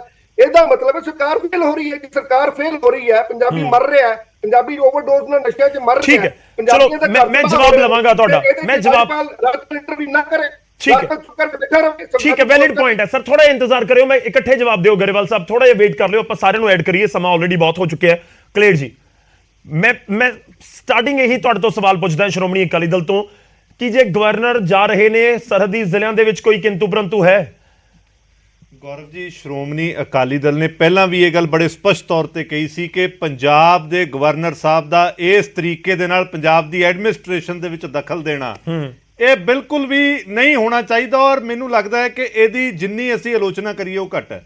ਗਵਰਨਰ ਸਾਹਿਬ ਨੂੰ ਇਸ ਤਰੀਕੇ ਦੇ ਨਾਲ ਸਰਕਾਰ ਦੀ ਐਡਮਿਨਿਸਟ੍ਰੇਸ਼ਨ ਦੇ ਵਿੱਚ ਨਹੀਂ ਹਸਤਕਸ਼ੇਪ ਕਰਨਾ ਚਾਹੀਦਾ। ਕਨਸਟੀਟਿਊਸ਼ਨਲ ਹੈਡ ਹੈ ਕਹਿੰਦੇ, ਮੈਂ ਇਸ ਕਰਕੇ ਜਾ ਰਿਹਾ। ਕਨਸਟੀਟਿਊਸ਼ਨਲ ਹੈਡ ਹੈ, ਉਹਨਾਂ ਦੀ ਜ਼ਿੰਮੇਵਾਰੀਆਂ, ਪਰ ਇਸ ਤਰੀਕੇ ਜਾ ਕੇ ਮੀਟਿੰਗਸ ਲੈਣੀਆਂ ਔਰ ਐਡਮਿਨਿਸਟ੍ਰੇਸ਼ਨ ਨੂੰ ਦੇਖਣਾ, ਇਹ ਗਵਰਨਰ ਸਾਹਿਬ ਦਾ ਕੰਮ ਨਹੀਂ। ਨੰਬਰ 1। ਨੰਬਰ 2, ਦੇਖੋ ਮੈਂ ਹੁਣ ਅਗਲੀ ਗੱਲ ਤੇ ਆ ਜਾਵਾਂ, ਪਰ ਅੱਜ ਜੋ ਪੰਜਾਬ ਦੇ ਹਾਲਾਤ ਨੇ, ਪੰਜਾਬ ਦੇ ਹਾਲਾਤ ਅਗਰ ਗਵਰਨਰ ਸਾਹਿਬ ਉੱਥੇ ਹਸਤਕਸ਼ੇਪ ਕਰ ਰਹੇ ਨੇ, ਇਹ ਹਾਲਾਤ ਪੈਦਾ ਕਿਹਨੇ ਕੀਤੇ ਨੇ? ਸਾਡੀ ਪੰਜਾਬ ਦੀ ਸਰਕਾਰ ਨੇ ਪੈਦਾ ਕੀਤੇ ਨੇ। ਕੀ ਗਰੇਵਾਲ ਸਾਹਿਬ ਚੈਨਲ ਤੇ ਬਹਿ ਕੇ ਮੁਨਕਰ ਨੇ ਕਿ ਪੰਜਾਬ ਦੇ ਵਿੱਚ ਅੱਜ ਗੈਂਗਸਟਰ ਰਾਜ ਭਾਰੂ ਨਹੀਂ? ਕੀ ਇਹ ਚੈਨਲ ਤੇ ਬਹਿ ਕੇ ਮੁਨਕਰ ਨੇ ਕਿ ਉਰੇ ਫਰੌਤੀਆਂ ਲਈ ਕਤਲ ਨਹੀਂ ਹੋ ਰਹੇ ਔਰ ਨਸ਼ਾ? ਇਹਨਾਂ ਦੇ MLA ਕੋਲੇ, ਆ 2 ਮਹੀਨੇ ਪੁਰਾਣੀ ਗੱਲ ਹੈ, ਇਹਨਾਂ ਦੇ MLA ਕੋਲੇ ਤਰਨਤਾਰਨ 'ਚ ਇੱਕ ਬੰਦਾ ਦੁਕਾਨ ਤੋਂ ਖਰੀਦ ਕੇ ਨਸ਼ੇ ਦੀਆਂ ਪੁੜੀਆਂ ਲੈ ਕੇ ਗਿਆ ਸੀ। ਉਹ ਰੋਜ਼ ਲਾਈਵ ਹੁੰਦਾ ਫੇਸਬੁੱਕ ਤੇ। ਉਹਨੇ ਕਿਹਾ ਕਿ ਮੈਂ MLA ਨੂੰ ਨਸ਼ੇ ਦੀਆਂ ਪੁੜੀਆਂ ਖਰੀਦ ਕੇ ਦਿੱਤੀਆਂ, ਉਲਟਾ ਉਹਦੇ ਤੇ ਪਰਚਾ ਹੋਇਆ, ਔਰ ਮੈਂ ਇਹ ਕਹਿਣਗੇ ਤਾਂ ਮੈਂ ਨੰਬਰ ਸਭ ਕੁਝ ਸ਼ੇਅਰ ਕਰ ਦਿਆਂਗਾ। ਹੁਣ ਗੱਲ ਅੱਜ ਪੰਜਾਬ ਦੀ ਕੀ ਹੈ? ਦੇਖੋ, ਅਹਿਬਾਬ ਗਰੇਵਾਲ ਸਾਹਿਬ ਬੜੇ ਸਿਆਣੇ ਨੇ, ਮੈਂ ਕਹੂੰਗਾ ਕਿ ਅੱਜ ਜਵਾਬ ਦੇਣ। ਪੰਜਾਬ ਦੇ ਮੁੱਖ ਮੰਤਰੀ ਦੇ ਤੁਸੀਂ ਬਿਆਨ ਚੱਕ ਲਓ। ਜਦੋਂ ਮੁੱਖ ਮੰਤਰੀ ਨਹੀਂ ਬਣੇ ਸੀ, ਮੁੱਖ ਮੰਤਰੀ ਹਰ ਸਟੇਜ ਤੋਂ ਬੋਲਦੇ ਸੀ ਕਿ ਜੀ ਗੁਜਰਾਤ ਵੀ ਬਾਰਡਰ ਸਟੇਟ ਹੈ, ਰਾਜਸਥਾਨ ਵੀ ਬਾਰਡਰ ਸਟੇਟ ਹੈ, ਇਹਨਾਂ 'ਚ ਤਾਂ ਨਸ਼ਾ ਹੈ ਨਹੀਂ, ਪੰਜਾਬ 'ਚ ਕਿਉਂ ਹੈ? ਇਹ ਤਾਂ ਸਰਕਾਰਾਂ ਵਿਕਾਉਂਦੀਆਂ ਨੇ। ਇਹ ਭਗਵੰਤ ਮਾਨ ਦਾ ਸਪੈਸੀਫਿਕ ਸਟੈਂਡ ਰਿਹਾ। ਔਰ ਮੁੱਖ ਮੰਤਰੀ ਬਣਨ ਤੋਂ ਬਾਅਦ ਫਿਰ ਇੱਕ ਸਟੇਜ ਤੋਂ ਮੁੱਖ ਮੰਤਰੀ ਬੋਲੇ ਨੇ ਕਹਿੰਦੇ ਜੀ ਮੈਂ ਆਇਡੈਂਟੀਫਾਈ ਕਰ ਲਿਆ, ਪੰਜਾਬ 'ਚ ਨਸ਼ਾ ਬਾਹਰੋਂ ਨਹੀਂ ਆ ਰਿਹਾ, ਪੰਜਾਬ ਦੇ ਅੰਦਰ ਹੀ ਬਣ ਰਿਹਾ ਹੈ ਤੇ ਮੈਂ ਆਇਡੈਂਟੀਫਾਈ ਕਰ ਲਿਆ, ਹੁਣ ਅਸੀਂ ਕਾਰਵਾਈ ਕਰਾਂਗੇ। ਉਹਦੇ ਹਾਲਾਤ ਇਹ ਨੇ ਕਿ ਅੱਜ ਪੰਜਾਬ ਦੇ ਗਵਰਨਰ ਨੇ ਡੀਜੀਪੀ ਤੇ ਚੀਫ ਸੈਕਟਰੀ ਦੀ ਹਾਜ਼ਰੀ 'ਚ ਕਿਹਾ ਹੈ ਕਿ ਪੰਜਾਬ ਦੀ ਹੱਟੀਆਂ ਤੇ ਨਸ਼ਾ ਵਿਕ ਰਿਹਾ। ਦੇਖੋ ਗੌਰਵ ਜੀ, ਬਾਰਡਰ ਤੋਂ ਆਊਗਾ ਉਹ ਬਾਅਦ ਦੀ ਗੱਲ ਹੈ, ਬੀਐਸਐਫ ਕੀ ਕੰਮ ਕਰ ਰਹੀ ਹੈ ਉਹ ਬਾਅਦ ਦੀ ਗੱਲ ਹੈ, ਨਹੀਂ ਕਰ ਰਹੀ ਉਹਦੇ ਤੇ ਵੀ ਸਵਾਲੀਆ ਨਿਸ਼ਾਨ ਹੈ। ਪਰ ਅਗਰ ਪੰਜਾਬ ਦੀ ਹੱਟੀਆਂ ਤੇ ਵਿਕ ਰਿਹਾ ਹੈ, ਪੰਜਾਬ ਦੇ ਗਵਰਨਰ ਕਹਿ ਰਹੇ ਨੇ, ਡੀਜੀਪੀ ਚੀਫ ਸੈਕਟਰੀ ਦੀ ਹਾਜ਼ਰੀ 'ਚ ਕਹਿ ਰਹੇ ਨੇ, ਫਿਰ ਆ ਜ਼ਿੰਮੇਵਾਰੀ ਸਰਕਾਰ ਕਿੱਥੇ ਭੱਜ ਸਕਦੀ ਹੈ ਜ਼ਿੰਮੇਵਾਰੀ ਲੈਣ ਤੋਂ? ਫਿਰ ਤਾਂ ਭਗਵੰਤ ਮਾਨ ਸਾਹਿਬ ਨੂੰ ਲੈਣੀ ਪਊਗੀ, ਕਿਉਂਕਿ ਉਹੀ ਆਮ ਆਦਮੀ ਪਾਰਟੀ ਹੈ ਜਿਨੇ ਪੰਜਾਬ ਨੂੰ ਰੱਜ ਕੇ ਨਸ਼ਿਆਂ ਦੇ ਮੁੱਦੇ ਤੇ ਬਦਨਾਮ ਕੀਤਾ। ਮਤਲਬ ਤੁਸੀਂ ਨਸ਼ਿਆਂ ਦੇ ਮੁੱਦੇ ਤੇ ਇਸ ਸਟੇਟਮੈਂਟ ਨੂੰ ਪੋਲੀਟੀਕਲ ਨਜ਼ਰ ਨਾਲ ਨਹੀਂ ਦੇਖ ਰਹੇ, ਤੁਹਾਨੂੰ ਲੱਗਦਾ ਕਿ ਬੜੀ ਨਿਊਟਰਲ ਤੇ ਫੇਅਰ ਓਪੀਨੀਅਨ ਆਉਣਾ ਦੀ ਸਰਹੱਦੀ ਜ਼ਿਲ੍ਹਿਆਂ ਨੂੰ ਲੈ ਕੇ ਗਵਰਨਰ ਦੀ ਅਕਾਲੀ ਦਲ ਇਹ ਸਮਝਦਾ। ਗੌਰਵ ਜੀ, ਅੱਜ ਪੰਜਾਬ ਦੇ ਹਾਲਾਤ ਬਣੇ ਹੋਏ ਨੇ, ਤੁਸੀਂ ਨਿਕਲੋ ਸਹੀ। ਇਹ ਜਿਹੜੇ ਲੋਕ ਦੁਹਾਈ ਪਾਉਂਦੇ ਸੀ ਨਾ, ਜਿਨ੍ਹਾਂ ਨੇ ਪੰਜਾਬੀਆਂ ਨੂੰ ਬਦਨਾਮ ਕੀਤਾ, ਉਦੋਂ ਹਲੇ ਪੰਜਾਬ ਤੇ ਦੇਸ਼ ਦੇ ਵਿੱਚ ਡਰੱਗ ਦਾ ਜਿਹੜਾ ਸਥਿਤੀ ਸੀ ਉਹ ਇੱਕੋ ਜੀ ਸੀ, ਜਿਵੇਂ ਦੇਸ਼ 'ਚ ਡਰੱਗ ਵੱਧ ਰਿਹਾ ਸੀ ਪੰਜਾਬ 'ਚ ਵੱਧ ਰਿਹਾ ਸੀ। ਰਾਹੁਲ ਗਾਂਧੀ ਨੇ ਜਿਹੜਾ ਟੈਗ ਕੀਤਾ ਸੀ ਕਿ ਪੰਜਾਬੀ ਨਸ਼ੇੜੀ ਉੜਤਾ ਪੰਜਾਬ, ਉਹ ਇੱਕ ਪੀਜੀਆਈ ਦੀ ਛੋਟੀ ਜਿਹੀ ਰਿਪੋਰਟ, ਉਹਦੇ 'ਚ ਇਹ ਰਿਪੋਰਟ ਸੀਗੀ ਕਿ ਕਿੰਨੇ ਸ਼ਰਾਬ ਪੀਂਦੇ ਨੇ, ਕਿੰਨੇ ਸਿੰਥੈਟਿਕ ਨਸ਼ਾ ਲੈਂਦੇ ਨੇ, ਉਹਦੇ 'ਚ 90% ਦੇ ਡਾਟੇ ਨੂੰ ਸਾਰੇ ਪੰਜਾਬ ਨੂੰ ਬਦਨਾਮ ਰਾਹੁਲ ਗਾਂਧੀ ਨੇ ਕੀਤਾ, ਫਿਰ ਆਮ ਆਦਮੀ ਪਾਰਟੀ ਨੇ ਕੀਤਾ। ਪਰ ਅੱਜ ਤਾਂ ਸਵਾਲ ਇਹ ਹੈ ਕਿ ਹੁਣ ਤਾਂ ਲੋਕ, ਇਹ ਅਸੀਂ ਨਹੀਂ ਕਹਿੰਦੇ, ਸ਼੍ਰੋਮਣੀ ਅਕਾਲੀ ਦਲ ਨਹੀਂ ਕਹਿੰਦਾ, ਲੋਕ ਪੰਜਾਬ ਦੇ ਐਮਐਲਏ ਕੋਲ ਇਤਫਾਕ ਰੱਖਦੇ ਹੋ ਜਿਹੜੀ, ਤੇ ਇਹਦੇ ਤੇ ਕੀ ਕਹਿਣਾ ਇਹਨਾਂ ਨੇ? ਸੋਈ ਸਾਹਿਬ ਨੇ ਜਿਹੜੀ ਰਿਪੋਰਟ ਦਾ ਜ਼ਿਕਰ ਕੀਤਾ, 15 ਮਿਲੀਅਨ 1.5 ਕਰੋੜ ਪੰਜਾਬੀ ਹੋ ਗਏ, ਅਪਰੋਕਸੀਮੇਟਲੀ 3 ਕਰੋੜ ਦੀ ਆਬਾਦੀ ਹੈ। ਤੁਸੀਂ ਪੀਜੀਆਈ ਵਾਲੀ ਰਿਪੋਰਟ ਨਾਲ ਇਤਫਾਕ ਰੱਖਦੇ ਹੋ? ਮੈਂ ਪੀਜੀਆਈ ਦੀ ਨਾ ਪਹਿਲੀ ਰਿਪੋਰਟ ਨਾਲ ਨਾ ਅੱਜ ਦੀ ਰਿਪੋਰਟ ਨਾਲ, ਮੈਂ ਰਿਪੋਰਟ ਦੇ ਡਾਟੇ ਦੇ ਉੱਤੇ ਨਹੀਂ ਜਾ ਰਿਹਾ, ਕਿਉਂਕਿ ਰਿਪੋਰਟਸ ਬਹੁਤ ਵਧਾ ਚੜਾ ਕੇ ਦੱਸ ਦਿੰਦੀਆਂ ਨੇ। ਪਰ ਪੰਜਾਬ ਦੇ ਜਿਹੜੇ ਜ਼ਮੀਨੀ ਹਾਲਾਤ ਨੇ, ਜਿਸ ਤਰੀਕੇ ਦੇ ਨਾਲ, ਮੈਂ ਤਾਂ ਇਹਨਾਂ ਨੂੰ ਐਗਜ਼ਾਮਪਲ ਦੇ ਰਿਹਾ ਕਿ ਤਰਨਤਾਰਨ ਦੇ ਐਮਐਲਏ ਕੋਲੇ ਇੱਕ ਬੰਦਾ ਪੁੜੀਆਂ ਖਰੀਦ ਕੇ ਲੈ ਕੇ ਗਿਆ, ਇਹਨਾਂ ਨੇ ਪੁੜੀਆਂ ਵਾਲੇ ਤੇ ਤਾਂ ਕੀ ਕਾਰਵਾਈ ਕਰਨੀ ਸੀ, ਉਸ ਬੰਦੇ ਤੇ ਪਰਚਾ ਦਰਜ ਕਰਤਾ, ਉਹਦਾ ਨਾਮ ਵੀ ਮੈਂ ਹੁਣੀ ਜਨਤਕ ਕਰ ਸਕਦਾ ਜੇ ਚਾਹਣ। ਅਗਰ ਡੀਜੀਪੀ ਦੀ ਹਾਜ਼ਰੀ 'ਚ ਗਵਰਨਰ ਕਹਿ ਰਹੇ ਨੇ ਕਿ ਨਸ਼ਾ ਹੈਗਾ, ਤਾਂ ਫਿਰ ਡੀਜੀਪੀ ਤਾਂ ਉੱਥੇ ਹੀ ਬੈਠੇ ਸੀ, ਕਾਊਂਟਰ ਕਰ ਦਿੰਦੇ, ਚੀਫ ਸੈਕਟਰੀ ਉੱਥੇ ਹੀ ਬੈਠੇ ਸੀ, ਕਾਊਂਟਰ ਕਰ ਦਿੰਦੇ। ਸੋ ਇਹਨਾਂ ਦੀ ਜਿਹੜੀ ਐਡਮਿਨਿਸਟ੍ਰੇਸ਼ਨ ਫੇਲ ਹੋਈ ਹੈ, ਔਰ ਅੱਜ ਪੰਜਾਬ ਦੇ ਜੋ ਹਾਲਾਤ ਨੇ, ਇਹ ਜਵਾਬ ਦੇ ਨੇ ਹਰ ਚੀਜ਼। ਹੁਣ ਕੇਂਦਰ ਤੇ ਨਾ ਸਿੱਟਣ, ਹਰ ਚੀਜ਼ ਪੁਰਾਣੀਆਂ ਸਰਕਾਰਾਂ ਤੇ ਨਾ ਸਿੱਟਣ। ਅਗਰ 9 ਮਹੀਨੇ ਤੋਂ ਪੰਜਾਬ 'ਚ ਨਸ਼ਾ ਵਿਕ ਰਿਹਾ ਹੈ, ਸਰਕਾਰ ਇਹਨਾਂ ਦੀ ਹੈ, ਫਿਰ ਦੱਸਣ ਕਿਹੜੇ ਅਫਸਰ ਤੇ ਕਾਰਵਾਈ ਹੋਈ? ਠੀਕ ਹੈ, ਚਲੋ ਜਵਾਬ ਆਪਾਂ ਲਵਾਂਗੇ। ਮੈਂ ਇੱਕ ਵਾਰੀ ਸਾਡੇ ਨਾਲ ਖੜਿਆਲ ਜੀ ਜੁੜੇ ਹੋਏ ਨੇ, ਉਹਨਾਂ ਦਾ ਰੁਖ ਕਰ ਲਵਾਂ। ਖੜਿਆਲ ਸਾਹਿਬ, ਗਵਰਨਰ ਦੀ ਇਸ ਸਮੇਂ ਦੀ ਫੇਰੀਆਂ, ਕਿ ਤੁਹਾਨੂੰ ਪੋਲੀਟੀਕਲ ਨਜ਼ਰ ਦੇ ਨਾਲ ਇਸ ਦੇ ਵਿੱਚ ਕੁਝ ਨਜ਼ਰ ਆ ਰਿਹਾ ਹੈ?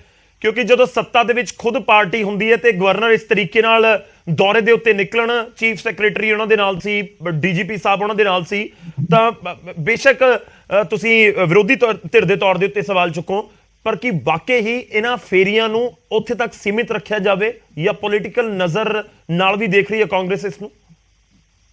Gaurav ji, unprecedented situations call for unprecedented action. ਅਨਪ੍ਰੈਸੀਡੈਂਟ ਹੁੰਦਾ ਜੋ ਨਾ ਪਹਿਲਾਂ ਦੇਖਿਆ ਹੋਵੇ, ਨਾ ਕਦੇ ਸੁਣਿਆ ਹੋਵੇ।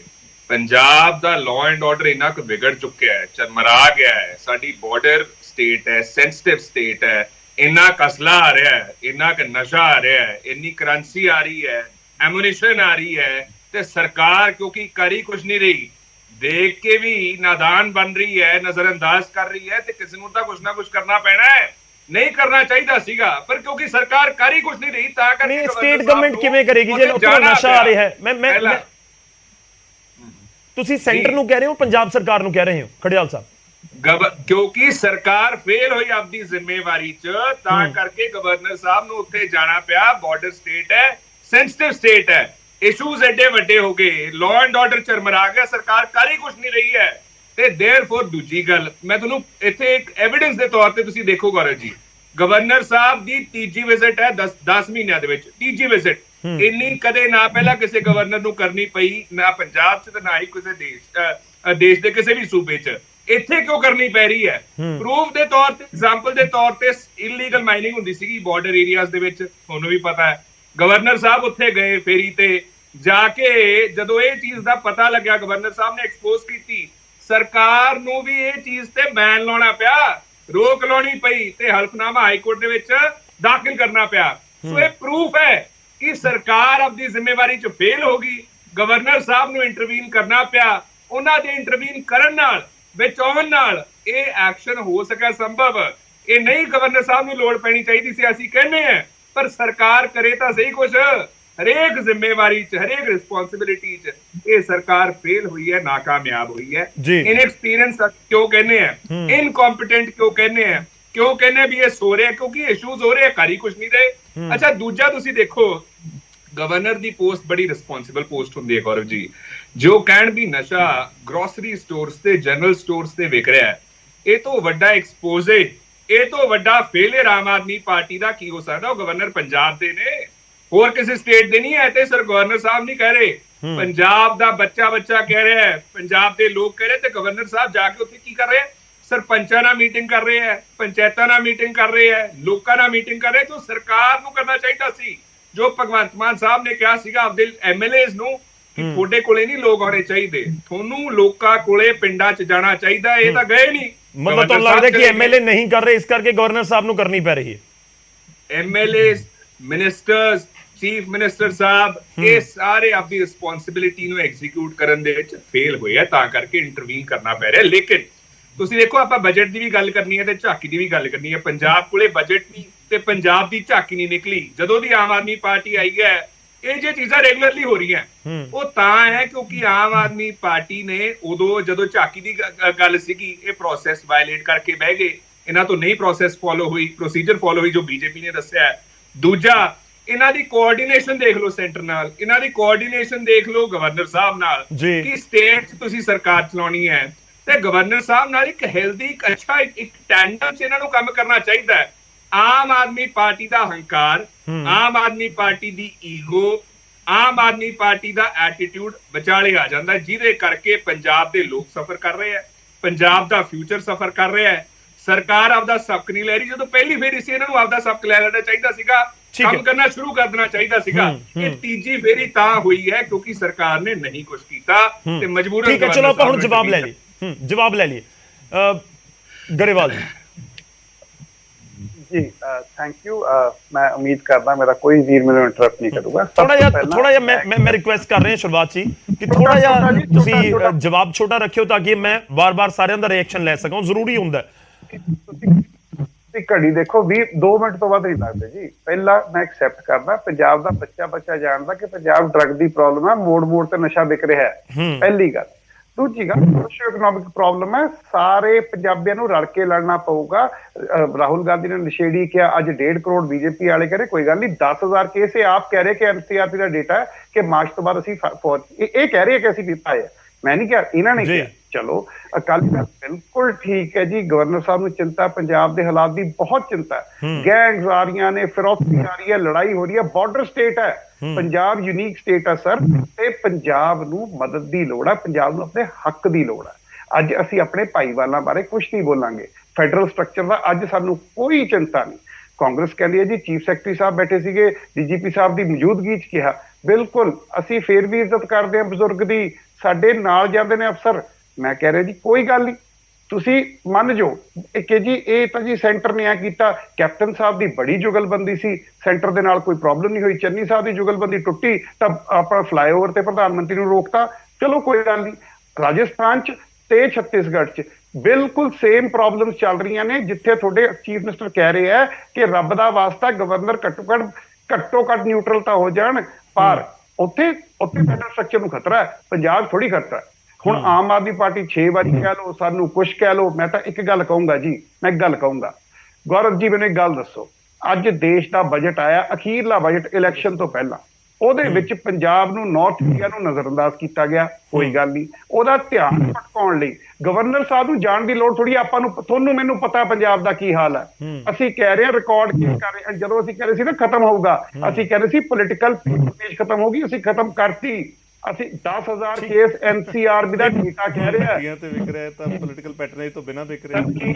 ਪਲੀਜ਼ ਇੱਕ ਮਿੰਟ ਰੁਕਿਓ। ਜਦੋਂ ਇੰਨਾ ਪਰਮੀਏਟ ਕਰ ਗਿਆ ਨਾ, ਜਦੋਂ ਸਮਾਜ ਦੇ ਅੰਗ ਦੇ ਵਿੱਚ ਆਪਾਂ ਕਹੀਏ ਕਿ ਚਲੋ ਕਾਕਾ ਫਲਾਣਾ ਪ੍ਰਧਾਨ, ਧਮਕਾਣਾ ਪ੍ਰਧਾਨ ਖਵਾ ਦਿਓ, ਮੈਂ ਉਦਾਹਰਨ ਦੇ ਦੂੰਗਾ ਜੀ, ਮੈਂ ਸਪੈਸੀਫਿਕ ਉਦਾਹਰਨ ਨਹੀਂ ਲੈਣਾ ਚਾਹੁੰਦਾ, ਜੋ ਮੈਂ ਦੇਖਿਆ ਕਿ ਚਲੋ ਜੀ ਇੱਥੇ ਇੰਨਾ ਕੁ ਨਸ਼ਾ ਵੰਡਦੇ ਹੋ, ਇੱਥੇ ਆਹ ਵੰਡਦੇ ਹੋ। ਮੈਂ ਤੁਹਾਨੂੰ ਬਾਰ-ਬਾਰ ਕੀ ਕਹਿ ਰਿਹਾ ਕਿ ਮੈਂ ਪੋਲਿਟਿਕਸ 'ਚ ਇਨਵੋਲਵ, ਕਿਸੇ ਪਾਰਟੀ ਦਾ ਹਿੱਸਾ ਨਹੀਂ ਸੀ, ਪਰ ਮੈਂ ਦੇਖਿਆ। ਮੈਂ ਤੁਹਾਨੂੰ ਵਿਚਾਲੇ ਰੋਕਿਆ, ਮਾਫੀ ਚਾਹੂੰਗਾ। ਨਹੀਂ ਗਰੇਵਾਲ ਸਾਹਿਬ, ਲੋਕ ਇਹ ਸਮਝਣਾ ਚਾਹੁੰਦੇ ਨੇ ਜੋ ਰਾਜਪਾਲ ਸਾਹਿਬ ਕਹਿ ਰਹੇ ਨੇ ਉਹੀ ਗੱਲ ਤੁਸੀਂ ਕਹਿ ਰਹੇ ਹੋ, ਤਾਂ ਫਿਰ ਪ੍ਰੋਬਲਮ ਕਿੱਥੇ ਹੈ? ਤਾਂ ਸੌਰਟ ਆਊਟ ਕਰਨ ਦੀ ਜ਼ਰੂਰਤ ਹੈ ਨਾ। ਪ੍ਰੋਬਲਮ ਇੱਥੇ ਹੈ ਕਿ ਰਾਜਪਾਲ ਸਾਹਿਬ ਨੂੰ ਆਪਣਾ ਕਨਸਟੀਟਿਊਸ਼ਨਲ ਜਿਹੜੀ ਡਿਊਟੀ ਹੈ ਉਹ ਨਿਭਾਉਂਦੇ ਹੋਏ ਕੇਂਦਰ ਨੂੰ ਕਹਿਣਾ ਚਾਹੀਦਾ ਸੀਗਾ ਕਿ ਇਨਕਾ ਕਰਜ਼ਾ ਮਾਫ ਕਰੋ, इनको इंडस्ट्रियल चलो। पैकेज दो, इनको एग्री इंडस्ट्री के लिए पैसा ठीक है। दो। ये सतपाल जी ਇਹ कह ਤੁਹਾਡਾ सकते हैं, ਵੈਲਿਡ इन्होंने ਪੁਆਇੰਟ की हो गया। ਤੁਹਾਨੂੰ ਲੱਗਦਾ ਹੈ ਕਿ ਸੈਂਟਰ ਦੀ ਸਰਕਾਰ ਦੇ ਸਾਹਮਣੇ ਉਹ ਮੁੱਦਾ ਨਹੀਂ ਚੁੱਕ ਰਹੇ, ਬਸ ਮੀਡੀਆ ਦੇ ਵਿੱਚ ਆ ਕੇ ਪੰਜਾਬ ਦੀ ਸਰਕਾਰ ਨੂੰ ਭੰਡ ਰਹੇ ਨੇ, ਇਹੀ ਕਹਿਣਾ ਚਾਹ ਰਹੇ ਹੋ? ਮੈਂ ਤੁਹਾਡੇ ਕੋਲ ਵਾਪਸ ਆਉਣਾ, ਪਰ ਮੈਂ ਖੜਿਆਲ ਸਾਹਿਬ ਤੁਹਾਡਾ ਇੱਕ ਰਿਐਕਸ਼ਨ ਚਾਹਾਂਗਾ। ਕਹਿੰਦੇ ਜਿੱਥੇ ਤੁਹਾਡੀ ਸਰਕਾਰ ਆ ਉੱਥੇ ਰਾਜਪਾਲ ਕੁਝ ਕਰਨ ਤਾਂ ਤੁਹਾਨੂੰ ਲੱਗਦਾ ਹੈ ਕਿ ਇਹ ਫੈਡਰਲ ਸਿਸਟਮ ਦੇ ਉੱਤੇ ਹਮਲਾ ਹੈ, ਪੰਜਾਬ 'ਚ ਤੁਸੀਂ ਅੱਖਾਂ ਮੀਚ ਲੈਂਦੇ ਹੋ। ਹੁਣ ਮੈਂ ਇਹਦਾ ਸਪੈਸੀਫਿਕ ਕਾਊਂਟਰ ਦਊਂਗਾ, ਕਿਸੇ ਹੋਰ ਵਾਂਗੂ ਘਮਾਉਂਗਾ ਫਿਰਾਉਂਗਾ ਨਹੀਂ, ਮੁੱਦੇ ਤੇ ਰਹੂੰਗਾ। ਗੌਰਵ ਜੀ, ਪਹਿਲਾਂ ਤਾਂ ਰਾਜਸਥਾਨ ਦੀ ਸਰਕਾਰ ਮੇਕ ਸ਼ੋਰ ਕਰਦੀ ਆਪਣੀ ਡਿਊਟੀ ਤੇ ਰਿਸਪੌਂਸਿਬਿਲਿਟੀ ਨਿਭਾਵੇ। ਮੈਨੂੰ ਇੱਕ ਉਦਾਹਰਨ ਦੇ ਦੇਣ, ਇੱਕ ਐਗਜ਼ਾਮਪਲ ਦੇ ਦੇਣ ਜਿੱਥੇ ਗਵਰਨਰ ਸਾਹਿਬ ਦੇ ਆਉਣ ਤੋਂ ਬਾਅਦ ਸਰਕਾਰ ਨੇ ਕੁਝ ਕੀਤਾ ਹੋਵੇ। ਜਿਵੇਂ ਪੰਜਾਬ ਦੇ ਵਿੱਚ ਗਵਰਨਰ ਸਾਹਿਬ ਨੂੰ ਜਾ ਕੇ ਬਾਰਡਰ ਏਰੀਆ ਦੇ ਵਿੱਚ ਦੇਖਣਾ ਪਿਆ ਵੀ ਇਲੀਗਲ ਮਾਈਨਿੰਗ ਹੋ ਰਹੀ ਹੈ, ਉਹਨਾਂ ਨੇ ਐਕਸਪੋਜ਼ ਕੀਤਾ ਤੇ ਤਾਂ ਕਰਕੇ ਸਰਕਾਰ ਨੂੰ ਬੈਨ ਕਰਨੀ ਪਈ ਤੇ ਹਾਈ ਕੋਰਟ ਦੇ ਵਿੱਚ ਤੁਸੀਂ ਐਫੀਡੇਵਿਟ ਦਿੱਤਾ ਹੈ, ਔਨ ਰਿਕਾਰਡ ਹੋਈਆਂ ਚੀਜ਼ਾਂ। ਰਾਜਸਥਾਨ ਦੇ ਵਿੱਚ ਇੱਕ ਉਦਾਹਰਨ ਨਹੀਂ ਹੈ, ਉੱਥੇ ਹੁੰਦਾ ਉਹਨੂੰ ਕਹਿੰਦੇ ਫੈਡਰਲ ਸਟਰਕਚਰ ਤੇ ਅਟੈਕ, ਕਿਉਂਕਿ ਉੱਥੇ ਸਰਕਾਰ ਕੰਮ ਕਰ ਰਹੀ ਹੈ, ਤੁਸੀਂ ਕਰ ਨਹੀਂ ਰਹੇ ਤੇ ਤਾਂ ਕਰਕੇ ਤੁਹਾਡੇ ਕੋਲ ਲੋਕਲ ਸਟੈਂਡ ਹੀ ਨਹੀਂ ਹੈ। ਤੁਸੀਂ ਪੰਜਾਬ ਨੂੰ ਸਫਰ ਕਰਵਾਉਂਦੇ ਹੋ ਜਦੋਂ when you turn a blind eye to the problems, to the issues. Aam Aadmi Party ਨੂੰ ਗੌਰਵ ਜੀ ਤੁਹਾਨੂੰ ਕੀ ਲੱਗਦਾ? ਪਤਾ ਨਹੀਂ ਕਿ ਨਸ਼ੇ ਦੀ ਪ੍ਰੋਬਲਮ ਹੈ, ਵੀ ਅਸਲਾ ਵੀ ਆ ਰਿਹਾ ਹੈ, ਵੀ ਇੱਥੇ ਕਰੰਸੀ ਵੀ ਆ ਰਹੀ ਹੈ, ਹੋਰ ਸਾਰਾ ਕੁਝ ਹੋ ਰਿਹਾ ਹੈ, ਪਤਾ ਹੈ, ਜਵਾਬ ਲੈ ਲਈਏ। ਕਰਨਾ ਨਹੀਂ ਆ ਰਿਹਾ ਕੁਝ। ਠੀਕ ਹੈ, ਤੁਹਾਡਾ ਪੁਆਇੰਟ ਆ ਗਿਆ ਸਰ, ਪੁਆਇੰਟ ਆ ਗਿਆ ਤੁਹਾਡਾ। ਗਰੇਵਾਲ ਸਾਹਿਬ ਥੋੜਾ ਜਿਹਾ ਰਿਐਕਸ਼ਨ ਦੇ ਦਿਓ, ਮੈਂ ਕਲੇਰ ਜੀ ਔਰ ਰਸੋਈ ਸਾਹਿਬ ਦਾ ਰੁਕ ਕਰਦਾ। ਮੇਰਾ ਲਾਸਟ ਪੁਆਇੰਟ ਹੈ ਗੌਰਵ, ਇੱਥੇ ਗੌਰਵ ਜੀ ਗਰੇਵਾਲ ਸਾਹਿਬ ਨੇ ਐਡਮਿਟ ਕੀਤਾ, ਕਹਿੰਦੇ ਬਿਲਕੁਲ ਠੀਕ ਹੈ, ਬੱਚੇ ਨੂੰ ਪਤਾ ਹੈ ਵੀ ਨਸ਼ਾ ਪੰਜਾਬ 'ਚ ਵਿਕ ਰਿਹਾ ਹੈ। ਜੇ ਤੁਸੀਂ ਐਡਮਿਟ ਕਰ ਰਹੇ ਹੋ ਡਿਬੇਟ ਦੇ ਵਿੱਚ ਓਪਨਲੀ, ਤੇ ਫਿਰ ਇਹ ਤਾਂ ਦੱਸੋ ਵੀ ਕੀਤਾ ਕੀ ਰੋਕਣ ਲਈ? ਉਹ ਵਧੀਆ ਹੀ ਕਿਉਂ ਹੈ ਤੁਹਾਡੇ ਟਾਈਮ ਦੇ ਵਿੱਚ? ਤੇ ਲਾਸਟ ਚੀਜ਼ ਠੀਕ ਹੈ ਗਰੇਵਾਲ ਸਾਹਿਬ 20 ਸੈਕਿੰਡ ਸਰ ਪਲੀਜ਼, ਇਸ ਤੋਂ ਜ਼ਿਆਦਾ ਕਿਉਂਕਿ ਇਹਨਾਂ ਦੇ ਆਪਦੇ ਲੀਡਰ। ਠੀਕ ਹੈ, ਚਲੋ ਰਿਐਕਸ਼ਨ ਲੈ ਲੈਣ ਦਿਓ ਸਰ, ਤੁਹਾਡਾ ਪੁਆਇੰਟ ਵੈਲਿਡ ਹੈ। ਮੈਂ ਇਨਫੈਕਟ ਉਹ ਸਵਾਲ ਮੈਂ ਵੀ ਪੁੱਛਿਆ ਸੀ। ਗਰੇਵਾਲ, ਸਭ ਤੋਂ ਪਹਿਲਾਂ 10,000 ਕੇਸ ਐਨਸੀਆਰਬੀ ਦਾ ਡੇਟਾ ਕਹਿ ਰਿਹਾ ਹੈ। सोशियो इकोनॉमिक प्रॉब्लम है, अपना एजुकेशन सिस्टम वधिया कर रहे हैं, अपना हेल्थ सिस्टम वधिया कर रहे हैं, अपनी एग्री इंडस्ट्री ले रहे हैं। पहली गल। दूसरी गल, राजस्थान दे विच कुछ नहीं होया 6 वारी राष्ट्रपति नूं चिट्ठी लिख चुके गहलोत साहब पिछले 3 महीनों च कि एक कर रहे इंटरफेयर। पंजाब एक यूनीक स्टेट है, इत्थे असीं धर्म दे विच भी कड़ा पा सकते हैं, असीं किसी ना किसी तरीके धर्म दे विच भी पाड़ पा सकते हैं, आपां किसी ना किसी तरीके एग्रीकल्चर ते इंडस्ट्री नूं भी लड़ा सकते हैं। ये पंजाब नाल 70-80 के दहाके च कोशिशां होईयां ने, असीं कह रहे हैं नहीं होण देवांगे। राजपाल साहब नूं असीं ये गल कह रहे हैं कि सर प्लीज ਤੁਸੀਂ ਆਪਣੀ ਸੰਵਿਧਾਨਿਕ ਡਿਊਟੀ ਮੰਨੋ। ਅਸੀਂ ਕਹਿੰਦੇ ਸਾਡੀਆਂ ਤਰੁੱਟੀਆਂ, ਸਾਡੀਆਂ ਕਮੀਆਂ ਗਿਣਾਓ, ਸਾਨੂੰ ਪਤਾ ਸਾਡੇ 'ਚ ਕੀ ਘਾਟ ਹੈ। ਪਰ ਇੱਕ ਵਾਰੀ ਕੇਂਦਰ ਵਾਲਿਆਂ ਨੂੰ ਵੀ ਸਤਪਾਲ ਮਲਿਕ ਜੀ ਵਾਂਗੂ ਉਹ ਕਹਿੰਦੇ ਮੈਂ अपना रेजिग्नेशन जेब में रखता हूं, मैं सच बोलूंगा, ਉਹਨਾਂ वांगू सच भी बोल दो कि पंजाब ਨਾਲ ਕਿਉਂ ਨਾ ਧੱਕਾ ਠੀਕ ਹੈ, ਚਲੋ ਮੈਂ पंजाब एंड कांग्रेस ਨੂੰ ਸ਼ਰਮ ਆਉਣੀ ਚਾਹੀਦੀ ਹੈ ਕਿਉਂਕਿ ਭਾਰਤ ਜੋੜੋ ਸ਼ਰਮ ਆਮ ਆਦਮੀ ਪਾਰਟੀ ਨੂੰ ਆਉਣੀ ਚਾਹੀਦੀ ਹੈ। ਆਪਦੇ ਲਫ਼ਜ਼ ਤੋਲ ਕੇ ਬੋਲਿਆ ਕਰੋ ਗਰੇਵਾਲ ਸਾਹਿਬ। ਸ਼ਰਮ ਆਮ ਆਦਮੀ ਪਾਰਟੀ ਨੂੰ ਆਉਣੀ ਚਾਹੀਦੀ ਹੈ ਵੀ ਸਾਰਾ ਕੁਝ ਦੇਖਣ ਦੇ ਬਾਵਜੂਦ, ਜਾਣਨ ਦੇ ਬਾਵਜੂਦ ਕਰ ਕੁਝ ਨਹੀਂ ਰਹੇ ਤੁਸੀਂ। ਸਟਰਕਚਰ ਝਾਰਖੰਡ 'ਚ ਵੀ ਖਤਰੇ 'ਚ ਹੈ, ਰਾਜਸਥਾਨ 'ਚ ਵੀ ਖਤਰੇ 'ਚ ਹੈ, ਛੱਤੀਸਗੜ੍ਹ 'ਚ ਵੀ ਖਤਰੇ 'ਚ ਹੈ, ਛੱਤੀਸਗੜ੍ਹ ਦੇ ਮੁੱਖ ਮੰਤਰੀ। ਚਲੋ ਠੀਕ ਹੈ, ਆਪਾਂ ਹੋਰ ਕਿਸੇ ਸਟੇਟ ਦੇ ਨਾਲ ਚਲੇ ਜਾਈਏ। ਪੰਜਾਬ ਦੇ ਬੜੇ ਮੁੱਦੇ ਗੰਭੀਰ, ਆਪਾਂ ਉਸ ਦੇ ਉੱਤੇ ਫੋਕਸ ਕਰੀਏ। ਸੋਈ ਸਾਹਿਬ ਆ ਰਹੇ ਆ, ਪਰ ਕਲੇਰ ਜੀ ਕੁਝ ਐਡ ਕਰਨਾ ਚਾਹ ਰਹੇ ਨੇ।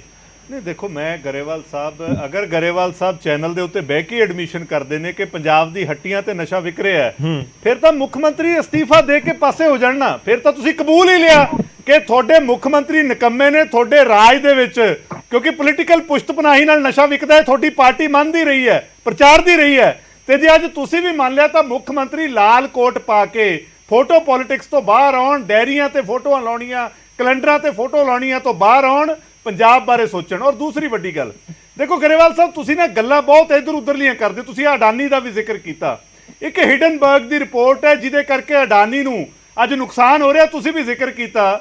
ਔਰ ਉਸ ਰਿਪੋਰਟ ਨੂੰ ਅਡਾਨੀ ਦੀ ਕੰਪਨੀ ਨੇ ਕਿਹਾ ਕਿ ਜੀ ਇਹ ਰਿਪੋਰਟ ਦੇਸ਼ ਦੇ ਉੱਤੇ ਹਮਲਾ ਹੈ, ਤੇ ਉਹਦੀ ਸੁਰ ਦੇ ਵਿੱਚ ਸੁਰਕੀ ਨੇ ਮਿਲਾਇਆ ਤੁਹਾਡੇ ਸਪੀਕਰ ਕੁਲਤਾਰ ਸੰਧਵਾ ਨੇ। ਉਹਨਾਂ ਨੇ ਟਵੀਟ ਕਰਕੇ ਕਿਹਾ ਕਿ ਹਾਂਜੀ, ਜੋ ਅਡਾਨੀ ਦੀ ਕੰਪਨੀ ਤੇ ਹਮਲਾ ਹੈ ਉਹ ਦੇਸ਼ ਦੇ ਉੱਤੇ ਹਮਲਾ ਹੈ। ਫਿਰ ਬੀਜੇਪੀ ਦੇ ਨਾਲ ਇੱਕ ਸੁਰ ਕੌਣ ਹੈ? ਤੁਸੀਂ ਹੋ। ਸਪੀਕਰ ਇੱਕ ਜ਼ਿੰਮੇਵਾਰ ਅਹੁਦੇ ਤੇ ਬੈਠਾ ਬੰਦਾ ਅਡਾਨੀ ਸਾਹਿਬ ਨੂੰ ਸਪੋਰਟ ਕਰਦਾ ਹੈ, ਤੁਸੀਂ ਉਹਨੇ ਦੂਜੀਆਂ ਗੱਲਾਂ ਕਰਦੇ ਹੋ। ਸੋ ਕਿਰਪਾ ਕਰਕੇ ਜੋ ਪੰਜਾਬ ਦਾ ਬੁਨਿਆਦੀ ਇਸ਼ੂ ਹੈ, ਦੇਖੋ ਮੈਂ ਤੁਹਾਨੂੰ 2 ਗੱਲਾਂ ਜਵਾਬ ਮੰਗਿਆ, ਤੁਸੀਂ ਨਹੀਂ ਦਿੱਤਾ। ਭਗਵੰਤ ਮਾਨ ਸਾਹਿਬ ਨੇ ਓਪਨਲੀ ਇਹ ਗੱਲਾਂ ਕਹੀਆਂ ਕਿ ਪੰਜਾਬ ਦੇ ਵਿੱਚ ਨਸ਼ਾ ਸਰਕਾਰਾਂ ਮੁਕਾਉਂਦੀਆਂ ਨੇ। ਅੱਜ ਸਰਕਾਰ ਭਗਵੰਤ ਮਾਨ ਦੀ ਹੈ, ਡੀਜੀਪੀ ਚੀਫ ਸੈਕਟਰੀ ਦੀ ਹਾਜ਼ਰੀ 'ਚ ਗਵਰਨਰ ਸਾਹਿਬ ਨੇ ਕਿਹਾ ਨਸ਼ਾ ਵਿਕ ਰਿਹਾ ਹੈ, ਤੁਸੀਂ ਮੰਨ ਲਿਆ ਵਿਕ ਰਿਹਾ ਹੈ, ਫਿਰ ਹੁਣ ਜ਼ਿੰਮੇਵਾਰੀ ਕਿਹਦੀ ਹੈ? ਮੁੱਖ ਮੰਤਰੀ ਕਹਿੰਦੇ ਨੇ ਨਸ਼ਾ ਬਾਹਰੋਂ ਨਹੀਂ ਆਉਂਦਾ, ਤੁਸੀਂ ਕਹਿੰਦੇ ਹੋ ਬਾਹਰੋਂ ਆ ਰਿਹਾ ਹੈ। ਮੁੱਖ ਮੰਤਰੀ ਕਹਿੰਦੇ ਉਰੀ ਬਣਦਾ, ਮੈਨੂੰ ਪਤਾ ਕਿੱਥੇ ਬਣਦਾ। ਫਿਰ ਹੁਣ ਮੁੱਖ ਮੰਤਰੀ ਨੇ ਹਿੱਸਾ ਪੱਤੀ ਕਰ ਲਈ, ਮੁੱਖ ਮੰਤਰੀ ਨੂੰ ਨਜ਼ਰ ਆਉਣਾ ਬੰਦ ਹੋ ਜਵਾਬ ਲੈ ਲਈ ਗਿਆ। ਆਪਾਂ। ਇਹ ਗੱਲਾਂ ਦੇ ਠੀਕ ਹੈ ਗਰੇਵਾਲ ਸਾਹਿਬ, ਛੋਟੇ ਟਾਈਮ ਨਾ ਖਰਾਬ ਸਟੇਟਮੈਂਟ, ਕਰੋ। ਛੋਟਾ ਜਿਹਾ ਜਵਾਬ। हिंडनबर्ग ग्रुप शॉर्ट चल रहा है वो ये कोई थल्ले हिंडनबर्ग ग्रुप ने ये सुल्तान सब ਗਰੇਵਾਲ ਸਾਹਿਬ ਤੁਹਾਡੀ ਆਡੀਓ ਕਲੀਅਰ ਨਹੀਂ ਆ ਰਹੀ ਸਾਡੇ ਤੱਕ। ਮੈਂ ਕੋਸ਼ਿਸ਼ ਕਰਦਾ ਕਿ ਟੀਮ ਨੂੰ ਕਿਹਾ ਜਾਵੇ ਕਿ ਥੋੜਾ ਜਿਹਾ ਹੋਰ ਕੋਸ਼ਿਸ਼ ਕਰਾਂਗੇ ਅਸੀਂ। ਮੈਂ ਤੁਹਾਡੇ ਕੋਲ ਵਾਪਸ ਆਉਣਾ, ਮੈਂ ਇੱਕ ਵਾਰੀ ਸੋਈ ਸਾਹਿਬ ਦਾ ਰੁਖ ਕਰ ਲਵਾਂ। ਸੋਈ ਸਾਹਿਬ ਦੇਖੋ, ਜਿੰਨੀਆਂ ਗੱਲਾਂ ਹੋ ਰਹੀਆਂ ਨੇ ਉਸ ਦੇ ਵਿੱਚ ਇੱਕ ਵੈਲਿਡ ਪੁਆਇੰਟ ਇਹ ਵੀ ਹੈ ਕਿ ਜੇਕਰ ਰਾਜਪਾਲ ਨੂੰ ਇਹ ਚੀਜ਼ਾਂ ਦਿਖ ਰਹੀਆਂ ਹੈ, ਖਾਸ ਤੌਰ ਤੇ ਸਰਹੱਦੀ ਇਲਾਕੇ ਦੇ ਵਿੱਚ, ਤਾਂ ਫਿਰ ਸੈਂਟਰ ਦੇ ਸਾਹਮਣੇ ਵੀ ਮੁੱਦਾ ਚੁੱਕਣਾ ਚਾਹੀਦਾ ਨਾ ਕਿ ਬੀਐਸਐਫ ਦੇ ਅੰਡਰ ਹੈ, ਜਿੱਥੇ ਬਿਲਕੁਲ ਇਨਫਿਲਟ੍ਰੇਸ਼ਨ ਹੋ ਰਹੀ ਹੈ ਇਸ ਤਰੀਕੇ ਦੇ ਨਾਲ, ਉਹ ਚਾਹੇ ਨਸ਼ਾ ਹੋਵੇ, ਹਥਿਆਰ ਹੋਣ ਜਾਂ ਕੁਝ ਹੋਰ ਚੀਜ਼ਾਂ ਹੁੰਦੀਆਂ ਨੇ, ਤਾਂ ਫਿਰ ਸੈਂਟਰ ਦੀ ਜ਼ਿੰਮੇਵਾਰੀ ਬਣਦੀ ਹੈ। ਮੈਂ ਸ਼ੁਰੂਆਤ ਵੀ ਉੱਥੋਂ ਕਰੀ ਸੀ, ਉਹ ਪੁਆਇੰਟ ਬਾਰ-ਬਾਰ ਘੁੰਮ ਕੇ ਤੁਹਾਡੇ ਸਾਹਮਣੇ ਆਏਗਾ ਕਿ ਰਾਜਪਾਲ ਸਾਹਿਬ ਮੀਡੀਆ ਦੇ ਵਿੱਚ ਆ ਕੇ ਕਹਿਣ ਦੀ ਬਜਾਏ ਸੈਂਟਰ ਦੇ ਸਾਹਮਣੇ ਮੁੱਦਾ ਚੁੱਕਣ। ਗੌਰਵ ਜੀ, ਹੁਣ ਤੁਸੀਂ ਇੱਕ ਰਾਜਪਾਲ ਨੂੰ ਕਹਿ ਰਹੇ ਹੋ ਕਿ ਉਹ ਮੁੱਖ ਮੰਤਰੀ ਦੀ ਭੂਮਿਕਾ ਨਿਭਾਵੇ। ਇਫ ਯੂ ਵਾਂਟ ਦੈਟ ਤੇ ਰਾਜਪਾਲ ਉਹ ਵੀ ਕਰਨਾ ਸ਼ੁਰੂ ਕਰ ਦੇਣਗੇ। ਅੱਜ ਬਾਬ ਜੀ ਨੇ ਕਿਹਾ ਕਿ ਰਾਜਪਾਲ ਜਾ ਕੇ ਮੰਗਣ ਕਿ ਪੰਜਾਬ ਵਾਸਤੇ ਪੈਕੇਜ ਦਿਓ, ਰਾਜਪਾਲ ਸਾਹਿਬ ਜਦ ਮੰਗਣ ਜਾ ਕੇ ਕਿ ਸਾਨੂੰ ਜੀ ਇਹਦੇ ਵਾਸਤੇ ਪੈਸਾ ਦਿਓ। ਰਾਜਪਾਲ ਦੀ ਜਿੰਨੀ ਜ਼ਿੰਮੇਵਾਰੀ ਹੈਗੀ ਹੈ ਉਹ ਬਾਰੇ ਨੇ। ਰਾਜਪਾਲ ਨੇ ਕੁਐਸਚਨ ਕਿਹਨੂੰ ਕਰਨਾ ਹੈ? ਰਾਜਪਾਲ ਨੇ ਕੁਐਸਚਨ ਕਰਨਾ ਹੈਗਾ ਸੂਬੇ ਦੀ ਸਰਕਾਰ ਨੂੰ। ਆ ਸੂਬੇ ਦੀ ਸਰਕਾਰ ਦਾ ਫਰਜ਼ ਬਣਦਾ ਹੈਗਾ ਕਿ ਕੇਂਦਰ ਦੇ ਨਾਲ ਕੋਆਰਡੀਨੇਸ਼ਨ ਕਰਕੇ ਤੇ ਜੋ ਉਹਨਾਂ ਨੂੰ ਹੁਣ ਇਹਦਾ ਮਤਲਬ ਹੈ ਕਿ ਰਾਜਸਥਾਨ ਤੇ ਵੀ ਜਾ ਕੇ ਰਾਜਪਾਲ ਜਾ ਕੇ ਮੰਗਣਾ ਸ਼ੁਰੂ ਕਰ ਦਿੰਦੇ, ਕੇਂਦਰ ਦੀ ਸਰਕਾਰ ਨਾਲ ਕਰਨਾ ਸ਼ੁਰੂ ਕਰ ਦਿੰਦੇ ਨੈਗੋਸ਼ੀਏਸ਼ਨ ਕਿ ਸਾਨੂੰ ਆਹ ਚਾਹੀਦਾ, ਸਾਨੂੰ ਉਹ ਚਾਹੀਦਾ। Basically this is a total collapse of the government. ਆ ਗਵਰਨਮੈਂਟ ਦਾ ਫੇਲਿਅਰ ਹੈਗਾ ਕਿ ਤੁਹਾਨੂੰ ਪਤਾ ਹੈ ਕਿ ਆ ਨਸ਼ੇ ਇਸ ਜਗ੍ਹਾ ਤੇ ਵਿਕਦਾ ਪਿਆ।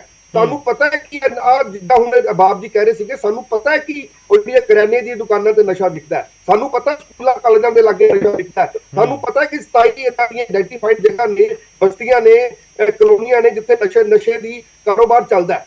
ਫਿਰ ਅਸੀਂ ਨਸ਼ੇ ਦੇ ਨੱਥ ਕਿਉਂ ਨਹੀਂ ਪਾ ਰਹੇ? ਕਿਉਂ ਐਸਐਚਓ ਉੱਥੋਂ ਇਲਾਕੇ ਦੇ ਨਸ਼ੇ ਦੇ ਨੱਥ ਕਿਉਂ ਨਹੀਂ ਪਾ ਰਹੇ? ਕਿਉਂ ਜਿਹੜੀ ਅਕਾਊਂਟੇਬਿਲਿਟੀ ਕਮਿਸ਼ਨਰਸ ਦੀ ਜਾਂ ਐਸਐਸਪੀਸ ਦੀ ਨਹੀਂ ਦਿੱਤੀ ਜਾ ਰਹੀ ਹੈਗੀ? ਦੇਖੋ ਆ ਸਿਰਫ ਆ ਚਾਹੁੰਦੇ ਨੇ ਕਿ ਜੇ ਰਾਜਪਾਲ ਨਹੀਂ ਕਰਨਾ ਹੈ ਫਿਰ ਤਾਂ ਡੈਫੀਨੇਟਲੀ ਯੂਰਸੈਲਫ ਸੇ ਕਿ ਪ੍ਰੈਜ਼ੀਡੈਂਟ ਰੂਲ ਲਗਾ ਦੋ ਪੰਜਾਬ ਦੇ ਵਿੱਚ ਤੇ ਆਪਣੇ ਆਪ ਰਾਜਪਾਲ ਸਭ ਕੁਝ ਕਰ ਦਿੱਤਾ, ਆਪਣੇ ਆਪ ਰਾਜਪਾਲ ਸਭ ਕੁਝ ਕਰ ਲੇਗਾ।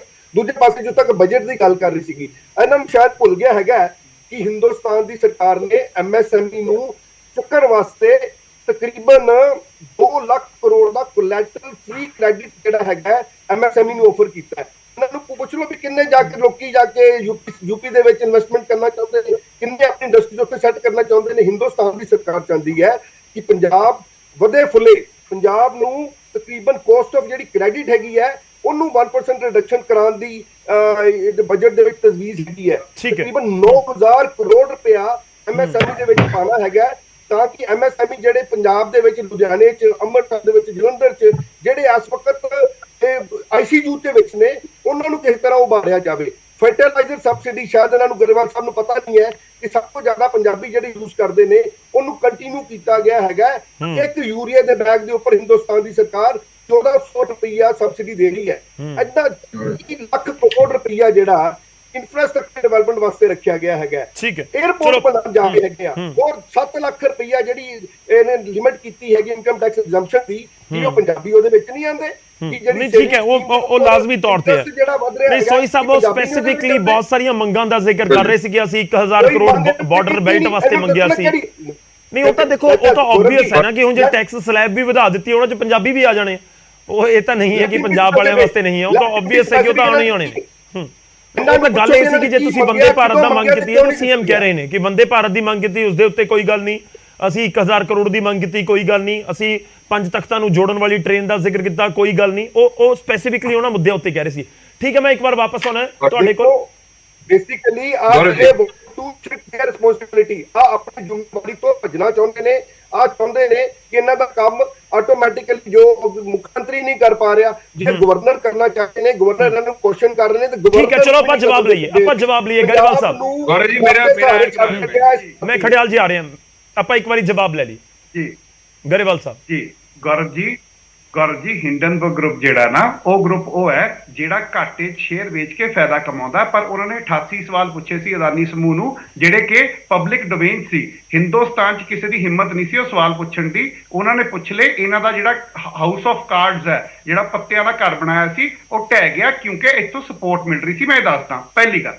ਦੂਜੀ ਗੱਲ ਮੈਂ ਕਹਿਣੀ ਚਾਹੂੰਗਾ ਕਿ ਅਸੀਂ ਜਾਣਦੇ ਹਾਂ, ਸਾਨੂੰ ਪਤਾ ਪੰਜਾਬ 'ਚ ਕੀ ਪ੍ਰੋਬਲਮ ਹੈ। 10,000 ਕੇਸ NCRB ਦਾ ਡੇਟਾ ਤੁਸੀਂ ਕਹਿ ਰਹੇ ਹੋ, ਅਸੀਂ ਪਾਏ ਨੇ, ਅਸੀਂ ਲੜ ਰਹੇ ਹਾਂ, ਅਸੀਂ ਬੱਚਿਆਂ ਨੂੰ ਪੜ੍ਹਾਈ ਵੱਲ, ਰੋਜ਼ਗਾਰ ਵੱਲ ਤੋਰ ਰਹੇ ਹਾਂ। ਪਹਿਲੀ ਗੱਲ। ਦੂਜੀ ਗੱਲ, ਉਹਨੇ ਗੱਲ ਕਿਹਾ 2 ਲੱਖ ਕਰੋੜ। 2 ਲੱਖ ਕਰੋੜ ਜੇ ਮੈਂ ਸਮਝਾਵਾਂ, ਇਟ ਜਸਟ $2 ਬਿਲੀਅਨ, ਸਿਰਫ $2 ਅਰਬ ਹੈ। $2 ਅਰਬ ਸਾਰੇ ਦੇਸ਼ ਲਈ MSME ਲਈ ਰੱਖਿਆ, ਪਰ $27 ਅਰਬ ਇੱਥੋਂ ਲੈ ਕੇ ਭੱਜ ਗਏ ਲੋਕ, ਲੈ ਕੇ ਭੱਜ ਗਏ, ਜਿਹਦੇ ਬਾਰੇ ਗੱਲ ਹੀ ਨਹੀਂ ਕੀਤੀ। $15 ਅਰਬ ਦਾ ਕਰਜ਼ਾ ਮਾਫ ਕਰਤਾ, $3 ਅਰਬ ਦਾ ਕਿਸਾਨਾਂ ਦਾ ਕਰਜ਼ਾ ਹੈ। ਪੰਜਾਬ ਨੂੰ ਤੁਸੀਂ ਕੀ ਦੇਣਾ ਸੀਗਾ? ਤੁਸੀਂ ਪੰਜਾਬ ਦੇ ਲਈ ਤੁਸੀਂ ਇੱਕ ਗੱਲ ਨਹੀਂ ਕਰ ਸਕੇ। ਮੈਨੂੰ ਅਫਸੋਸ ਕੀ ਹੋ ਰਿਹਾ? ਅਫਸੋਸ ਇਹ ਹੋ ਰਿਹਾ ਕਿ ਚਾਹੇ ਕੋਈ ਵੀ ਪਾਰਟੀ ਹੋਵੇ, ਇੱਕ ਦੂਜੇ ਨੂੰ ਬਚਾ ਰਿਹਾ। ਸਾਨੂੰ ਪਤਾ ਪੰਜਾਬ 'ਚ ਕੀ ਕਮੀਆਂ ਨੇ, ਸਾਨੂੰ ਪਤਾ ਪੰਜਾਬ 'ਚ ਅੱਜ ਹੋ ਗਿਆ ਜੀ, ਪੰਜਾਬ 'ਚ ਕਹਿ ਰਹੇ 1.5 ਕਰੋੜ ਆਬਾਦੀ ਹੋ ਗਈ ਨਸ਼ੇੜੀ, ਅੱਜ ਹੋ ਗਿਆ, ਰਾਤੋਂ ਰਾਤ ਹੋ ਗਿਆ, 10 ਮਹੀਨਿਆਂ 'ਚ ਹੋ ਗਿਆ। 10,000 ਕੇਸ ਤਿੰਨੇ ਮੰਨ ਰਹੇ ਆ, ਅਸੀਂ ਪਾਏ ਆ। ਅਸੀਂ ਕਹਿ ਰਹੇ ਹਾਂ ਅਸੀਂ ਨੈਟਵਰਕਸ ਪਿੱਛੇ ਜਾ ਰਹੇ ਹਾਂ, ਅਸੀਂ ਕਹਿ ਰਹੇ ਹਾਂ ਅਸੀਂ ਬਿਗ ਫਿਸ਼ ਪਿੱਛੇ ਜਾ ਰਹੇ ਹਾਂ। ਮੈਂ ਕੰਕਲੂਡ ਕਰ ਰਿਹਾ, ਮੈਂ ਇੱਕ ਛੋਟਾ ਜਿਹਾ ਸਟੇਟਮੈਂਟ ਲੈ ਲਵਾਂ। ਗਰੇਵਾਲ ਸਾਹਿਬ ਤੁਸੀਂ ਉਸ ਦੇ ਰਿਐਕਟ ਕਰਿਓ, ਤੁਸੀਂ ਜਵਾਬ ਦਿਓ। ਕਲੀਅਰ ਜੀ।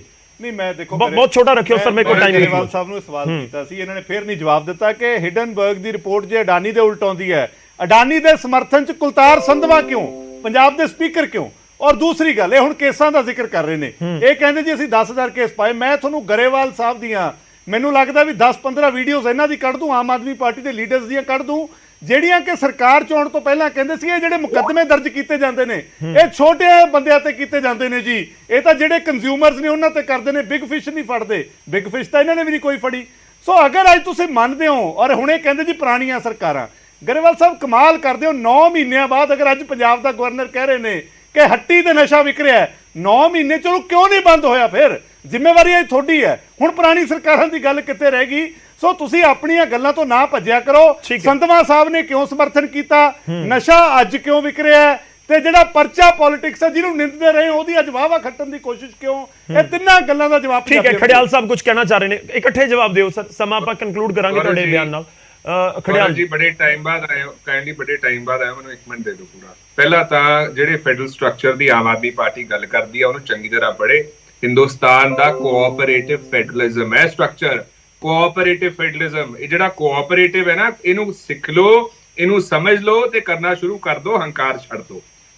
ਸਾਰੇ ਜਿੰਨੇ ਸੂਬੇ ਆ ਦੇਸ਼ ਦੇ ਵਿੱਚ ਸਾਰੇ ਕੋਆਪਰੇਟ ਕਰਦੇ ਆ, ਜੋ ਆਮ ਆਦਮੀ ਪਾਰਟੀ ਨਹੀਂ ਕਰ ਪਾ ਰਹੀ ਤੇ ਖਾਮਿਆਜ਼ਾ ਪੰਜਾਬ ਨੂੰ ਭੁਗਤਣਾ ਪੈ ਰਿਹਾ। ਦੂਜੀ ਗੱਲ, ਇੱਕ ਚੀਜ਼ ਚੰਗੀ ਹੋਈ ਹੈ ਗੌਰਵ ਜੀ, ਇਸ ਚੀਜ਼ ਕਰਕੇ ਆਮ ਆਦਮੀ ਪਾਰਟੀ ਸਰਕਾਰ ਨੂੰ ਮਜਬੂਰਨ ਕੰਮ ਕਰਨਾ ਪੈ ਰਿਹਾ ਹੈ। ਇਹ ਕਾਰਨਰ ਹੋ ਰਿਹਾ ਤੇ ਚੈਕਸ ਐਂਡ ਬੈਲੈਂਸਸ ਦਾ ਕੰਮ ਇਹ ਚੀਜ਼ ਕਰ ਰਹੀ ਹੈ।